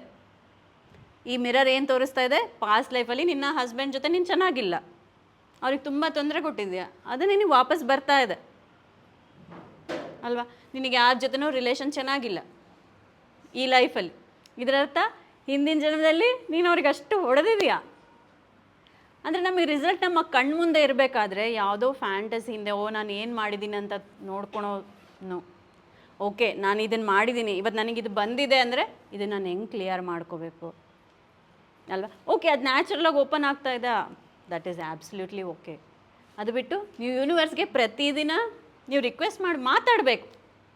ಹೆಂಗೆ ನಿಮ್ಮ ಕ್ಲೋಸ್ ಫ್ರೆಂಡ್ ಜೊತೆ ನೀವು ಮಾತಾಡ್ತೀರಲ್ವ, ಆ ಥರ ಯೂನಿವರ್ಸ್ ಜೊತೆ, ನೀನು ನಂಬೋ ಮಾಸ್ಟರ್ ಜೊತೆ, ಓಕೆ ನಾನು ಹೀಲ್ ಆಗೋಕ್ಕೆ ರೆಡಿ ಇದ್ದೀನಿ, ನಾನು ಚೇಂಜ್ ಆಗೋಕ್ಕೆ ರೆಡಿ ಇದ್ದೀನಿ, ನನಗೆ ಒಳ್ಳೆ ಆಪರ್ಚುನಿಟಿ ಕೊಡು, ಒಳ್ಳೆ ಗೈಡೆನ್ಸ್ ಕೊಡು, ಒಳ್ಳೆ ಸಿಚುವೇಶನ್ಸ್ ಕೊಡು ಅಲ್ವಾ. ಅದು ಹಾರ್ಷಾಗಿರಬಾರ್ದು, ಕೈಂಡಾಗಿ ನನಗೆ ಹೇಳ್ಕೊಡು ಅಂತ ನೀವು ಪ್ರತಿದಿನ ಕೇಳ್ತಾ ಹೋದಾಗ ನಿಮಗೆ ಗೊತ್ತಿಲ್ಲಾರ್ದಂಗೆ ನಿಮ್ಮ ಲೈಫಲ್ಲಿ ನಿಮ್ಮನ್ನು ಹೀಲ್ ಮಾಡೋ ವ್ಯಕ್ತಿಗಳು ಬರ್ತಾರೆ. ನಿಮಗೆ ಸಮಸ್ಯೆಗಳನ್ನು ಬಗೆಹರಿಸ್ಕೊಳ್ಳೋ ಆ ಶಕ್ತಿ ಬರುತ್ತೆ. ಓಕೆ, ಸೊ ಕೆಲವೊಂದು ಸರಿ ಇನ್ನೂ ಏನಾಗುತ್ತೆ, ಓಕೆ ನಾನು ಪಾಸ್ಟ್ ಲೈಫ್ ನೋಡ್ಕೊಂಡಿದ್ದೀನಿ, ನಾನು ಎಲ್ಲ ಸಾರಿ ಕೇಳಿದ್ದೀನಿ, ಆದರೂ ನನ್ನ ಲೈಫಲ್ಲಿ ಏನೂ ಚೇಂಜಸ್ ಇಲ್ಲ. ಯಾಕೆ ಅಂದರೆ ಪತ್ರಿಜಿ ಹೇಳ್ತಾರಂದರೆ, ಒಂದು ಮೇಕೆ ಮರಿಯಷ್ಟು ನೀನು ಕರ್ಮ ಮಾಡಿದರೆ ಕೊಂಕಣದಲ್ಲಿ ಎತ್ಕೊಂಡು ಹೋಗ್ಬಿಡ್ಬೋದು, ಒಂದು ಬೆಟ್ಟದಷ್ಟು ಕರ್ಮ ಮಾಡಿದಾಗ ನೀನು ಅನುಭವಿಸ್ಲೇಬೇಕಲ್ವ. ಏನಂತ ಹೇಳ್ತಾರೆ, ಎಷ್ಟೇ ಧ್ಯಾನ ಮಾಡಿದ್ರೂ ಕೂಡ 90%ವರೆಗೂ ನಮ್ಮ ಕರ್ಮವನ್ನು ನಾವು ಕ್ಲಿಯರ್ ಮಾಡ್ಕೋಬೋದು. ಇನ್ನೂ 10% ನಾವು ಅನುಭವಿಸ್ಲೇಬೇಕು. ಇಟ್ಸ್ ನಾಟ್ ಲೈಕ್ ಓಕೆ ನಾನು ಏನು ಬೇಕಾದ್ರೂ ಮಾಡಿಬಿಡ್ತೀನಿ, ಧ್ಯಾನ ಮಾಡಿ ಈ ಕರ್ಮ ಎಲ್ಲ ಕಳ್ಕೊಂಬಿಡ್ತೀನಿ. ಆ ಥರ ಏನೂ ರೂಲ್, ಆ ಥರ ಇದ್ದಿದ್ರೆ ಎಲ್ಲರೂ ಏನು ಮಾಡ್ತಿದ್ರು, ಮಾಡೋದು ಮಾಡಿ ಕ್ಲಿಯರ್ ಮಾಡ್ತಿದ್ರಲ್ವ. ಸೊ 10% ನಾವು ಅನುಭವಿಸ್ಲೇಬೇಕು. ಗುಡ್ಡದಲ್ಲೇ 10% ಇದೆ ಅಂದರೆ ನಿಮ್ಮ ಕರ್ಮ, ಮತ್ತು ಅದು ಕರ್ಗಕ್ಕೆ ನೀವು ಪೇಷನ್ಸ್ ಇಟ್ಕೋಬೇಕಲ್ವ. ಇವಾಗ ಆ ಮುಳ್ಳನ್ನು ತೆಗ್ದಿದ್ದೀವಿ ಈ ಅನುಭವಿಸ್ತಾ, ಆ ಗಾಯಕ್ಕೆ ಧ್ಯಾನದಂಥ ಮೊಲ ಮಚ್ಚೋದು, ಅವಾಗ ಏನಾಗುತ್ತೆ, ಸ್ವಲ್ಪ ಬೇಗ ಹೀಲ್ ಆಗುತ್ತೆ. 2 ಇಯರ್ಸಲ್ಲಿ ಹೀಲ್ ಆಗೋದು, ಒಂದು 6 ಮಂತ್ಸಲ್ಲಿ ಹೀಲ್ ಆಗುತ್ತೆ ಅಲ್ವಾ. ಸೊ ನನ್ನ ಇನ್ನೊಂದೇನು ಎಕ್ಸ್ಪೀರಿಯೆನ್ಸ್ ಅಂದರೆ, ನನಗೆ ಚಿಕ್ಕ ವಯಸ್ಸಲ್ಲಿ ನಾನು ಬಿದ್ದಿದ್ದೆ. ನನ್ನ ರೈಟ್ ಲೆಗ್ ಫ್ರ್ಯಾಕ್ಚರ್ ಆಗಿ ನನಗೆ ಪಟ್ಟಿ ಹಾಕಿದ್ರು. ಇವಾಗಲೂ ಸಹ ನಾನು ಜಾಸ್ತಿ ಓಡಿದ್ರೆ ಏನಾದರೂ ಫಾಸ್ಟಾಗಿ ಬಂದರೆ ಆ ಕಾಲು ನೋವು ಬಂದುಬಿಡೋದು, ಫುಲ್ಲು ಇಡೀ ಕಾಲು ನೋವು. 1 ವೀಕ್ ನನಗೆ ನಡೆಯೋಕ್ಕೆ ಬರೋಲ್ಲ ಅಷ್ಟು. ಓಕೆ, ಎಷ್ಟೋ ಸರಿ ಒಂದು 5 ಟೈಮ್ಸ್ 6 ಟೈಮ್ಸ್ ಆಗಿದೆ. ಸೊ ಲಾಸ್ಟ್ ಟೈಮ್ ಏನಾಯಿತು, ಅದಂತಾರಲ್ಲ 10% ಮುಗಿಯೋದು ಟೈಮ್ ನನಗೆ ಲಾಸ್ಟ್ ಮಂತ್ ಬಂತೇನೋ. ಎಲ್ಲ ಗೊತ್ತು, ಸಾರಿ ಕೇಳಿದ್ರೆ ಪಾಸ್ಟ್ ಲೈಫ್ ನೋಡ್ಕೊಂಡ್ರೆ ಕಮ್ಮಿ ಆಗುತ್ತೆ ಅಂತ, ಆದರೆ ನಾನು ಯಾವತ್ತೂ ಟ್ರೈ ಮಾಡಿರಲಿಲ್ಲ. ಅವತ್ತು ನೋವು ತಡೆಯೋಕ್ಕಾಗ್ಲದೆ ಅಳ್ತಾ ಇದ್ದೀನಿ. ನಾನು ಏನಾದರೂ ತಪ್ಪು ಮಾಡಿದರೆ, ಇದು ನನಗಿಷ್ಟು ನೋವು ಬರ್ತಾ ಇದ್ದಾರೆ, ನಾನು ಯಾರಿಗೂ ತೊಂದರೆ ಕೊಟ್ಟಿದ್ದೀನಿ, ಐ ಆಮ್ ಸೋ ಸಾರಿ ಅಂತ ನಾನು ಕಣ್ಣು ಮುಚ್ಕೊಂಡಿದ್ದೀನಿ. ನಾನು ಏನು ಮತ್ತೆ ರಿಕ್ವೆಸ್ಟು ಮಾಡ್ಕೊಂಡಿಲ್ಲ ನಂಗೆ ತೋರಿಸಿ ಅಂತ. ನನಗೆ ಆ ಪಾಸ್ಟ್ ಲೈಫಲ್ಲಿ ನೋಡ್ತಾ ಇದ್ದೀನಿ, ಯಾರ್ದೋ ಕಾಲು ಇಟ್ಕೊಂಡು ಚೆನ್ನಾಗಿ ನಾನು ಹಿಂಸೆ ಮಾಡ್ತಾ ಇದ್ದೀನಿ. ನನಗೆ ಗೊತ್ತಾಗ್ತಾಯಿದೆ ಅವ್ರು ಎಷ್ಟು ಒದ್ದಾಡ್ತಾ ಇದ್ದಾರೆ ಅಂತ. ಅವ್ರು ಬಿಡು ಅಂತ ಎಷ್ಟು ಅಂದ್ರೂ ಕೂಡ ಸೇಮ್ ಇದೇ ಕಾಲು ಇದೇ ಆ್ಯಂಕಲ್ ಹತ್ರ ಕಿವುಚ್ತಾ ಇದ್ದೀನಿ ಫುಲ್ಲು. ಅದೇನಂದ್ರೆ ಒಳಗಿಂದ ಬರುತ್ತಲ್ಲ, ಅರೆ ನಾನು ಎಷ್ಟು ಹಿಂಗೆ ಮಾಡಬಾರ್ದಾಗಿತ್ತಲ್ಲ, ಸಾರಿ ಕೇಳ್ಕೊತಾ ಇದ್ದೀನಿ. ಹಂಗೆ ನನಗೆ ಯಾಕೆ ಅನ್ನಿಸ್ತೋ ಗೊತ್ತಿಲ್ಲ. ಓಕೆ, ನನ್ನ ಲೈಫಲ್ಲಿ ಕೆಲವೊಬ್ರು ವ್ಯಕ್ತಿಗಳಿರ್ತಾರಲ್ಲ, ತುಂಬ ಡಿಸ್ಟರ್ಬ್ ಮಾಡಿರ್ತಾರೆ, ಅವ್ರ ಮೇಲೆ ಏನೇ ಅಂದರೂ ಸಿಟ್ಟು ಹೋಗೋದಿಲ್ಲ ಅಲ್ಲ. ಅವ್ರಿಂದ ಏನು ಪ್ರಾಬ್ಲಮ್ ಇಲ್ಲ, ಮತ್ತು ಅವ್ರನ್ನೇನು ಇದು ಮಾಡಲ್ಲ. ಬಟ್ ಆದರೂ ಅವ್ರು ನೋಡಿದ ತಕ್ಷಣ ಒಂಥರ ಫ್ರಸ್ಟ್ರೇಷನ್, ನಾವು ಅಲೋ ಮಾಡಲ್ಲಲ್ಲ. ಆ ಥರದ ನನ್ನ ಲೈಫಲ್ಲಿರೋ ಕೆಲವೊಂದು ವ್ಯಕ್ತಿಗಳೆಲ್ಲ ಕಾಣಿಸ್ತಾ ಇದ್ದಾರೆ. ಹೋಲ್ ಹಾರ್ಟೆಡ್ಲಿ ನಾನು ಅವ್ರಿಗೆ ಕ್ಷಮಿಸ್ತಿದ್ದೀನಿ ಅಂತ ಹೇಳ್ತಾ ಇದ್ದೀನಿ. ಓಕೆ, ನೀನು ಏನೇ ಮಾಡಿದ್ಯಾ ನನ್ನ ಲೈಫಲ್ಲಿ, ಇವತ್ತಿಗೆ ನಾನೆಲ್ಲನ ಎಂಡ್ ಮಾಡ್ತಾಯಿದ್ದೀನಿ. ನಿನ್ನ ಮೇಲೆ ನನಗೇನೂ ದ್ವೇಷ ಇಲ್ಲ. ನೀನೇನೇ ಮಾಡಿದ್ಯಲ್ಲ ನಾನೆಲ್ಲ ಮರೆತು ಬಿಡ್ತೀನಿ, ಎಲ್ಲ ರೆಸ್ಪಾನ್ಸಿಬಿಲಿಟಿ ನಾನು ತೊಗೊತೀನಿ. ಓಕೆ, ನಿನ್ನ ಮೇಲೆ ಏನೂ ಬ್ಲೇಮ್ ಇಲ್ಲ ಅಂತ ಧ್ಯಾನ ಮಾಡ್ತಾ ಅಳ್ತಾ ಎಷ್ಟೊತ್ತು ಕೂತಿದ್ದೋ ನನಗೆ ಗೊತ್ತಿಲ್ಲ. ಮಿರಾಕ್ಯುಲಸ್ಲಿ ಧ್ಯಾನ ಎದ್ದ ತಕ್ಷಣ ನಂಗೆ ಕಾಲು ನೋವಿಲ್ಲ. ಇಲ್ಲಾಂದರೆ 1 ವೀಕ್ ನನಗೆ ನೋವು ಬರೋದು, ನಡೆಯೋಕ್ಕಾಗ್ತಾ ಇರಲಿಲ್ಲ. ಲಾಸ್ಟ್ ಟೈಮ್ ಮಧುಮಿತಾ ಮೇಡಮ್ಗೆ ಫುಲ್ ನೋವು, ಅವರು ನೋಡಿದರೆ ಎಷ್ಟು ನೋವಿರುತ್ತೆ ಅಂತ. ಅಂದರೆ ಮಾಸ್ಟರ್ಸ್ ನಮಗೆ ಹೆಲ್ಪ್ ಮಾಡೋಕ್ಕೆ ರೆಡಿ ಇದ್ದಾರೆ, ನಾವು ಸರೆಂಡರ್ ಆಗ್ತಾ ಇಲ್ಲ. ಆ್ಯಂಡ್ ಮಿರಾಕ್ಯುಲಸ್ಲಿ ಆ ವ್ಯಕ್ತಿ ಏನು ಇರಿಟೇಷನ್ ಮಾಡೋರು, ಈ ಇನ್ಸಿಡೆಂಟ್ ಆಗಿ ಒಂದು 4 ಡೇಸ್ ಆದಮೇಲೆ ನಮ್ಮ ಮನೆಗೆ ಬಂದರೆ ಅವ್ರು ನೋಡಿದ್ರೆ ನನಗೇನು ಅನ್ನಿಸ್ತಾ ಇಲ್ಲ. ಅವ ನನಗೆ ಎಷ್ಟು ಖುಷಿ ಆಗ್ತದೆ, ಇಲ್ಲಾಂದರೆ ನನಗೆ ಒಳಗೆ ಇರಿಟೇಷನ್. ಅವ್ರೇನು ಚೆನ್ನಾಗಿರ್ತಾರೆ, ನಮಗೆಲ್ಲ ಪ್ರತಿ ಸಲ ಅವ್ರ ಮುಖ ನೋಡಿದಾಗ ಅವ್ರು ಮಾಡಿದ್ದೆಲ್ಲ ನೆನಪಾಗಿ ಅವಳಾಗ ಒಂಥರ ಫ್ರೀಡಮ್ಮೇ ಕಳ್ಕೊಂಡ್ಬಿಡ್ತೀವಿ ನಾವು, ಒಂಥರ ಆ್ಯಂಗ್ಸೈಟಿ ಥರ. ಅದು ಆಗ್ತಾಯಿಲ್ಲ. ಓ ಸೋ ಗುಡ್ ಅಂದ್ಕೊಂಡು ಎಷ್ಟು ನಾನು ಯೂನಿವರ್ಸ್ಗೆ ಥ್ಯಾಂಕ್ಸ್ ಹೇಳಿದ್ನೋ ಸೀರಿಯಸ್ಲಿ ನನಗೆ ಗೊತ್ತಿಲ್ಲ. ಹಂಗೆ ನೋಡಿಕೊಂಡ್ರೆ ಪ್ರತಿದು ಕೂಡ ನಮಗೆ ಪ್ರೀವಿಯಸ್ ಬರ್ತ್ ಕನೆಕ್ಷನ್ ಅಂತ ನನಗನ್ಸುತ್ತೆ. ನನ್ನ ಲೈಫಲ್ಲಿ ಅತಿ ದೊಡ್ಡ ಚಾಲೆಂಜ್ ಚಿಕ್ಕ ವಯಸ್ಸಲ್ಲಿಂದ ನಾನು ಅನುಭವಿಸಿದ್ದು ಅಂದರೆ ಫಾದರ್ ಲವ್. ಸೊ ನಮ್ಮಪ್ಪನ ಡಿಸೈನ್ ಬೇರೆ ಇತ್ತು ಆ್ಯಕ್ಚುಲಿ. ಅವ್ರು ಯಾವಾಗಲೂ ಸ್ವಾಮೀಜಿ ಆಗಿಬಿಡಬೇಕು, ನಾನು ಸನ್ಯಾಸ ತೊಗೋಬೇಕು, ಈ ಥರ ಥಾಟೇ ಇರ್ತಿತ್ತು. ಅವ್ರು ನಮ್ಮನ್ನು ಬಿಟ್ಟು ಹೋಗಿಬಿಡೋರು 4 ಇಯರ್ಸ್ 5 ಇಯರ್ಸು. ನಾವೆಲ್ಲ ಜಾಯಿಂಟ್ ಫ್ಯಾಮಿಲಿಯಲ್ಲೇ ಬೆಳೆದಿದ್ದು. ಸೊ ನಮ್ಮ ದೊಡ್ಡಪ್ಪ ನಮ್ಮ ಚಿಕ್ಕ ತಾತಾರ ಜೊತೆ. ಸೊ ಯಾವಾಗಲೂ ನನಗೆ ನನ್ನ ತಂದೆ ಪ್ರೀತಿ ಬೇಕು, ನನಗೆ ಅಟೆನ್ಷನ್ ಬೇಕು. ಇವಾಗ ತಂದೆ ಆ ರೆಸ್ಪಾನ್ಸಿಬಲ್ ಇಲ್ಲ ಅಂದರೆ ಮಕ್ಕಳ ಮೇಲೂ ಅದು ಏನೂ ಇರೋದಿಲ್ಲ, ಆ ರೆಸ್ಪೆಕ್ಟು ಇದೆಲ್ಲ. ಸೊ ನನ್ನ ಚೇಸಿಂಗೇ ಅದು ಇರ್ತಾಯಿತ್ತು. ಎಷ್ಟು ಚೇಸ್ ಮಾಡ್ತಾಯಿದ್ದೆ ಅಂದರೆ ಪ್ರತಿ ಟೈಮಲ್ಲಿ ಏನೇ ಪ್ರಾಬ್ಲಮ್ ಬಂದರೂ ಕೂಡ ನಾನು ವಿಜುವಲೈಸ್ ಮಾಡ್ಕೊತಾ ಇದ್ದೆ, ನಮ್ಮಪ್ಪ ಚೆನ್ನಾಗಿದ್ದರೆ ನನ್ನ ಲೈಫ್ ಹೆಂಗಿರ್ತಿತ್ತು. ಇದೇ ಹುಡುಕಾಟ ನಂದು. ಸೊ ಮದುವೆ ಆಗೋವರೆಗೂ ಇದೆ. ಇನ್ನು ಮದುವೆ ಆದಮೇಲೆ ನಾನು ಮರ್ತೇ ಬಿಟ್ಟೆ ಅದನ್ನೆಲ್ಲ. ಬಿಕಾಸ್ ಒಂದು ಹೊಸ ಲೈಫ್ ಸ್ಟಾರ್ಟ್ ಆಯಿತು. ಇಲ್ಲಿ ನನ್ನ ಹಸ್ಬೆಂಡ್ ನನಗೆ ಫುಲ್ ಸಪೋರ್ಟ್ ಮಾಡೋರು, ನನಗೇನು ಬೇಕು ಅದನ್ನು ಮಾಡೋರು. ಅದನ್ನೆಲ್ಲ ನನಗೆ ಮರ್ತೋಯ್ತು. ಒಂದು ಸಲ ಮೆಡಿಟೇಷನಿಗೆ ಕೂತ್ಕೊಂಡಿದ್ದೀನಿ. ನಾನು ಒಂದು ಬರ್ತ್ ಕನೆಕ್ಟ್ ಆಗಿದ್ದೀನಿ. ಅಲ್ಲಿ ನನಗೇನಂದರೆ, ನಾನು ಹುಟ್ಟಿದ ಮಗು ಇದ್ದೀನಿ, ಒಂದು 6 ಮಂತ್ಸ್ ಮಗುನ ಯಾವುದೋ ಒಂದು ಸ್ವಾಮೀಜಿ ಎತ್ಕೊಂಡು ಹೋಗ್ಬಿಟ್ಟಿದ್ದಾನೆ ನಮ್ಮಮ್ಮನ ಬಿಟ್ಟು. ಅಲ್ಲಿ ಸ್ಟಾರ್ಟ್ ಆಗಿದ್ದು ನನ್ನ ಚೇಸ್ ಫಾದರ್ ಲವ್ಗೋಸ್ಕರ ಚೇಸ್ ಆಗಿದ್ದು ಈ ಬರ್ತಲ್ಲ, ಹಿಂದಿನ ಎಷ್ಟೋ ಬರ್ತ್ಸ್. ಅಲ್ಲಿ ನಮ್ಮಪ್ಪಂಗೆ ಬೇಕು ಬೇಕು ಬೇಕು ಅಂತ ಏನು ಡೆಸ್ಪ್ರೇಟ್ ಆಗಿ ಹುಡುಕಿ ಆ ಬರ್ತಲ್ಲಿ ಕೂಡ ಹಂಗೆ ಸತ್ತಿದ್ದೀನಿ ಆ ಪೇನಿಂದ. ನಾವೇನು ಅನ್ಕೊತೀವಿ, ಓಕೆ ಚಾಲೆಂಜ್ ಇದೆ, ನಾನು ಸತ್ತೋಗ್ಬಿಡೋಣ, ಎಂಡ್ ಮಾಡಿಬಿಡೋಣ, ನೆಕ್ಸ್ಟ್ ಫ್ರೆಶ್ ಬರ್ತ್ ತೊಗೊಂಬರೋಣ ಅಂತ. ಯಾರ್ಯಾರಿಗೆ ಅನಿಸುತ್ತೆ ಆ ಥರ ಅಲ್ಲ? ಈ ಜನ್ಮ ಸಾಕಪ್ಪ, ಇದನ್ನ ಎಂಡ್ ಮಾಡೋಣ, ನೆಕ್ಸ್ಟ್ ಫ್ರೆಶ್. ಯಾವ ಫ್ರೆಶ್ ಇರೋದಿಲ್ಲ, ಎಲ್ಲಿ ಬಿಟ್ಟಿರ್ತೀವಿ ಅಲ್ಲೇ ಸ್ಟಾರ್ಟ್ ಆಗುತ್ತೆ. ಇಲ್ಲಿ ಗಂಡ ಬರೆಯೋ ಬೈತಾ ಇದ್ದಾನೆ ಅಂತ ಬಿಟ್ಟರೆ ನೆಕ್ಸ್ಟ್ ಬರ್ತಲ್ಲಿ ಗಂಡ ಹೊಡೆಯೋನು ಸಿಗ್ತಾನೆ. ಬೈಸ್ಕೊಳೋದು ಬಿಟ್ರ ಹೊಡ್ಸ್ಕೊಳೋದು ಬಿಟ್ರ? ಸೊ ಎಷ್ಟೋ ಜನ್ಮಗಳು ನಾನು ಅದೇ ಥರ ಆ ತಂದೆ ಪ್ರೀತಿ ಇಲ್ಲದೆ ಅದೇ ಚೇಸಿಂಗ್ ಮಾಡ್ತಾ ಅದನ್ನು ಕ್ಲಿಯರ್ ಮಾಡ್ಕೊಳ್ಳೋಕ್ಕೆ ನನಗೆ ಈ ಬರ್ತಲ್ಲ ಅವಕಾಶ ಸಿಕ್ತು. ಎದರಿಂದ ಸಿಕ್ತು? ಧ್ಯಾನದಿಂದ ಸಿಕ್ತು. ಆ ಟೈಮಲ್ಲಿ ನನಗೆಲ್ಲ ಕಾಣಿಸ್ತಾ ಇದೆಲ್ಲ, ನನಗೆ ಸ್ಟಾಪ್ ಮಾಡಿ ಇನ್ನು ನಾನು ಚೇಸ್ ಮಾಡಲ್ಲ, ನನ್ನ ಡಿಸೈನ್ ಏನಿತ್ತು, ನನ್ನ ಎಕ್ಸ್ಪೀರಿಯನ್ಸ್ ಏನಿತ್ತು, ನಾನು ಅದನ್ನು ಒಪ್ಕೊಳ್ತೀನಿ ಅಂತಂದಾಗ ಎಷ್ಟೋ ಭಾರ ನನ್ನಿಂದ ಇಳ್ದಂಗೆ ಆಗೋಯ್ತು. ಅವತ್ತು ನಮ್ಮಪ್ಪ 2015 ಅವ್ರ ಬಾಡಿ ವೇಕೆಟ್ ಮಾಡಿದ್ದಾರೆ, ಅವರಿಲ್ಲ ಇವಾಗ. ಎಷ್ಟೋ ಭಾರ ಇಳ್ದಂಗಾಗಿ ಇನ್ನು ನಾನು ಚೇಸಿಂಗ್ ಸ್ಟಾಪ್ ಮಾಡಿದ ತಕ್ಷಣ ನನಗೆ ಒಂದು ಫುಲ್ಲು ಹೂದೋಟ ಇದೆ, ಮಧ್ಯ ಗಿಡ ಇದೆ, ಒಂದು ದೊಡ್ಡ ಗಿಡ ಕಟ್ಟೆ, ನಾನು ಕುತ್ಕೊಂಡಿದ್ದೀನಿ. ನಾನು ಎಷ್ಟಿದ್ದೀನಿ ಅಂದರೆ, ನನಗೊಂದು ಡ್ರೆಸ್ ಇರ್ತಿತ್ತು, ನಂಗೆ ಅಷ್ಟಲ್ಲಿ ಇಷ್ಟ ಆಗ್ತಿರ್ಲಿಲ್ಲ, ನಮ್ಮಮ್ಮ ಫೋರ್ಸ್ ಮಾಡಿ ಹಾಕೊಳ್ಳು. ಒಂದು ಸ್ಕರ್ಟ್, ಗ್ರೇ ಕಲರ್ ಸ್ಕರ್ಟು, 2 ಜಡೆ ಇಷ್ಟುದ್ದ ಹಾಕೋದು, ಆ ಡ್ರೆಸ್ ಹಾಕ್ಕೊಂಡು ಕುತ್ಕೊಂಡಿದ್ದೀನಿ. ಏನಪ್ಪ ನೋಡ್ತಾ ಇದ್ದೀನಿ ಅದೇ ಡ್ರೆಸ್ಸಲ್ಲಿ ಮತ್ತೆ ಪಕ್ಕಕ್ಕೆ ನೋಡ್ತಾ ಇದ್ದೀನಿ, ನನಗೆ ಒಂದು ಬ್ಲೂ ಲೈಟ್ ನನ್ನ ಪಕ್ಕ ಕುತ್ಕೊಂಡಂಗೆ ಕಾಣಿಸ್ತಾ ಇದೆ. ನಂಗೆ ಗೊತ್ತಾಗ್ತಾ ಇದೆ ಫೀಚರ್ಸ್ ಏನೂ ಇಲ್ಲ, ನನ್ನ ಈ ಥರ ನಮ್ಗೆ ಹೆಂಗೆ ಬಾಡಿ ಇದೆ, ಬಟ್ ಗೊತ್ತಾಗ್ತಾ ಇದೆ ನಂಗೆ ಅದು ಫೀಲ್ ಆಗ್ತಾಯಿದೆ, ಅದು ಕೃಷ್ಣ ಅಂತ. ನೀವು ಯಾರು ಟ್ರಸ್ಟ್ ಮಾಡಲ್ಲ, ನಾನು ಚಿಕ್ಕ ವಯಸ್ಸಲ್ಲಿ ಗೊತ್ತಿಲ್ಲಾರ್ದೆ ಏನೇನು ನಮ್ಮಪ್ಪ ಚೆನ್ನಾಗಿದ್ದರೆ ನನ್ನ ಲೈಫ್ ಹೆಂಗಿರ್ತಿತ್ತು ಅಂದ್ಕೊಂಡಲ್ಲ, ಪ್ರತಿಯೊಂದನ್ನು ನಂಗೆ ಅವತ್ತು ರೀಕ್ರಿಯೇಟ್ ಮಾಡಿದ್ರು ಕೃಷ್ಣ. ಪ್ರತಿಯೊಂದು ಸೀನ್ನೂ ಕೂಡ ನನ್ನ ಸ್ಕೂಲಿಗೆ ಕರ್ಕೊಂಡು ಹೋಗೋದು, ನನಗೇನೋ ಒಂದು ಕ್ಲಾಸಿಗೆ ಕರ್ಕೊಂಡು ಹೋಗೋದು, ಏನೋ ಸ್ಟೇಜ್ ಮೇಲೆ ಏನು ಇದ್ದರೆ ನೋಡೋದು. ಆಲ್ಮೋಸ್ಟ್ ಒಂದು ಹಾಫ್ ಆನ್ ಅವರ್, ಎಲ್ಲಿವರೆಗೂ ಅಂದರೆ ನಾನು ಡೆಲಿವರಿ ರೂಮಲ್ಲಿದ್ದೀನಿ, ನಮ್ಮಪ್ಪ ನನ್ನ ಪಕ್ಕ ಕೈ ಇಟ್ಕೊಂಡು ನಿಂತಿದ್ದಾರೆ. That is the moment actually ನನಗೆ. ಇನ್ನು ಸಾಕಪ್ಪ ಲೈಫ್, ಇದಕ್ಕೋಸ್ಕರ ನಾನು ಇಷ್ಟು ಇದು ಮಾಡ್ತಾ ಇದ್ನಲ್ಲ, ಇನ್ನು ಸಾಕು ಲೈಫ್ ಅನ್ನೋಷ್ಟು ನನಗೆ ಆ ಪ್ರೀತಿಯನ್ನು. ಇನ್ನು ಇವನ್ ಅವತ್ತು ಮಲಗಿದ್ದೀನಿ, ನಾನು ದಿಮ್ಮೇಲೆ ಮಲಗಿದ್ದೀನಲ್ಲ, ನಾನು ಕೃಷ್ಣನ ತೊಡೆ ಮೇಲೆ ಮಲಗಿದ್ದೀನಿ ಅಂತ ಅನ್ನಿಸ್ತಾ ಇತ್ತು.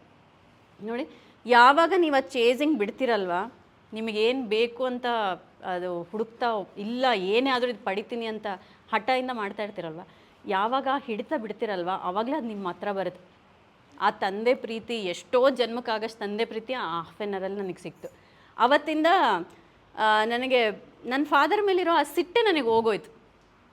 ಚಿಕ್ಕ ವಯಸ್ಸಿಂದ ಅವ್ರ ಮೇಲೆ ಸಿಟ್ಟಿರ್ತಿತ್ತು, ಯಾಕೆ ಈ ಥರ ಇದ್ದಾರೆ ಅಂತ. ಆ ಮೆಡಿಟೇಷನಲ್ಲಿ ಅವರು ಬಂದಿದ್ದಾರೆ, ನಮ್ಮಪ್ಪ ಹೇಳ್ತಾ ಇದ್ದಾರೆ, ನೋಡು ನನಗೆ ನಿನ್ನ ಪ್ರೀತಿ ಮಾಡಬೇಕು ಅಂತ ಏನಿಲ್ಲ, ನಿನ್ನ ಡಿಸೈನ್ ಹಂಗಿತ್ತು, ನನ್ನ ಡಿಸೈನ್ಗೆ ಮ್ಯಾಚ್ ಆಗ್ತಾಯಿತ್ತು, ಅದಕ್ಕೆ ನಾನು ಕರ್ಕೊಂಬಂದೆ ಅಂತ. ಸೊ ನಮ್ಮಪ್ಪನ ಆ ಕನೆಕ್ಷನ್ ಅವರು ಫಿಸಿಕಲ್ ಬಾಡಿಲಿ ಇದ್ದಾಕ್ಕಿಂತ ಇವಾಗಲೇ ಎಷ್ಟೋ ಸ್ಟ್ರಾಂಗ್ ಆಗಿದೆ. ನಾನು ಯಾವಾಗ ತುಂಬ ಡೌನ್ ಆದಾಗ, ನನಗೆ ಹೆಲ್ಪ್ ಬೇಕಾದಾಗ ನಮ್ಮ ಅಜ್ಜಿ, ನಮ್ಮವ್ವ, ನಮ್ಮಪ್ಪ, ನಮ್ಮ ತಾತ ಅವರೆಲ್ಲ ನನ್ನ ಸುತ್ತ ಇದ್ದಾರೆ ಅಂತ ನನಗೆ ಅದು ಫೀಲ್ ಆಗುತ್ತೆ. ನನಗೆ ಬೇಕಾದ ಗೈಡೆನ್ಸ್ ಕೊಡ್ತಾ ಇದ್ದಾರೆ, ಆ ಶಕ್ತಿಯನ್ನು ಕೊಡ್ತಾ ಇದ್ದಾರೆ ಅಂತ. ನಮ್ಮ ಆ್ಯನ್ಸಿಸ್ಟರ್ಸ್ ಎಲ್ಲರೂ ಕೂಡ ನಮಗೆ ಸಹಾಯ ಮಾಡೋಕ್ಕೆ ಸಿದ್ಧವಾಗಿರ್ತಾರೆ. ನಿಮ್ಮ ತಾತ, ನೀವು ಯಾರು ತುಂಬ ಕನೆಕ್ಷನ್ ಇರ್ತೀರಲ್ವ, ನಿಮ್ಮ ತಾತನೋ ನಿಮ್ಮ ಅಜ್ಜಿನೋ, ನೀವು ಫಿಸಿಕಲಿ ಅವ್ರ ಪ್ರೆಸೆನ್ಸ್ನ ಫೀಲ್ ಆಗ್ತೀರ, ಅವ್ರಿಗೆ ಆ್ಯಕ್ಸಸ್ ಇರುತ್ತಂತೆ, ನಿಮಗೆ ಹೆಲ್ಪ್ ಮಾಡೋ ಆ್ಯಕ್ಸಸ್.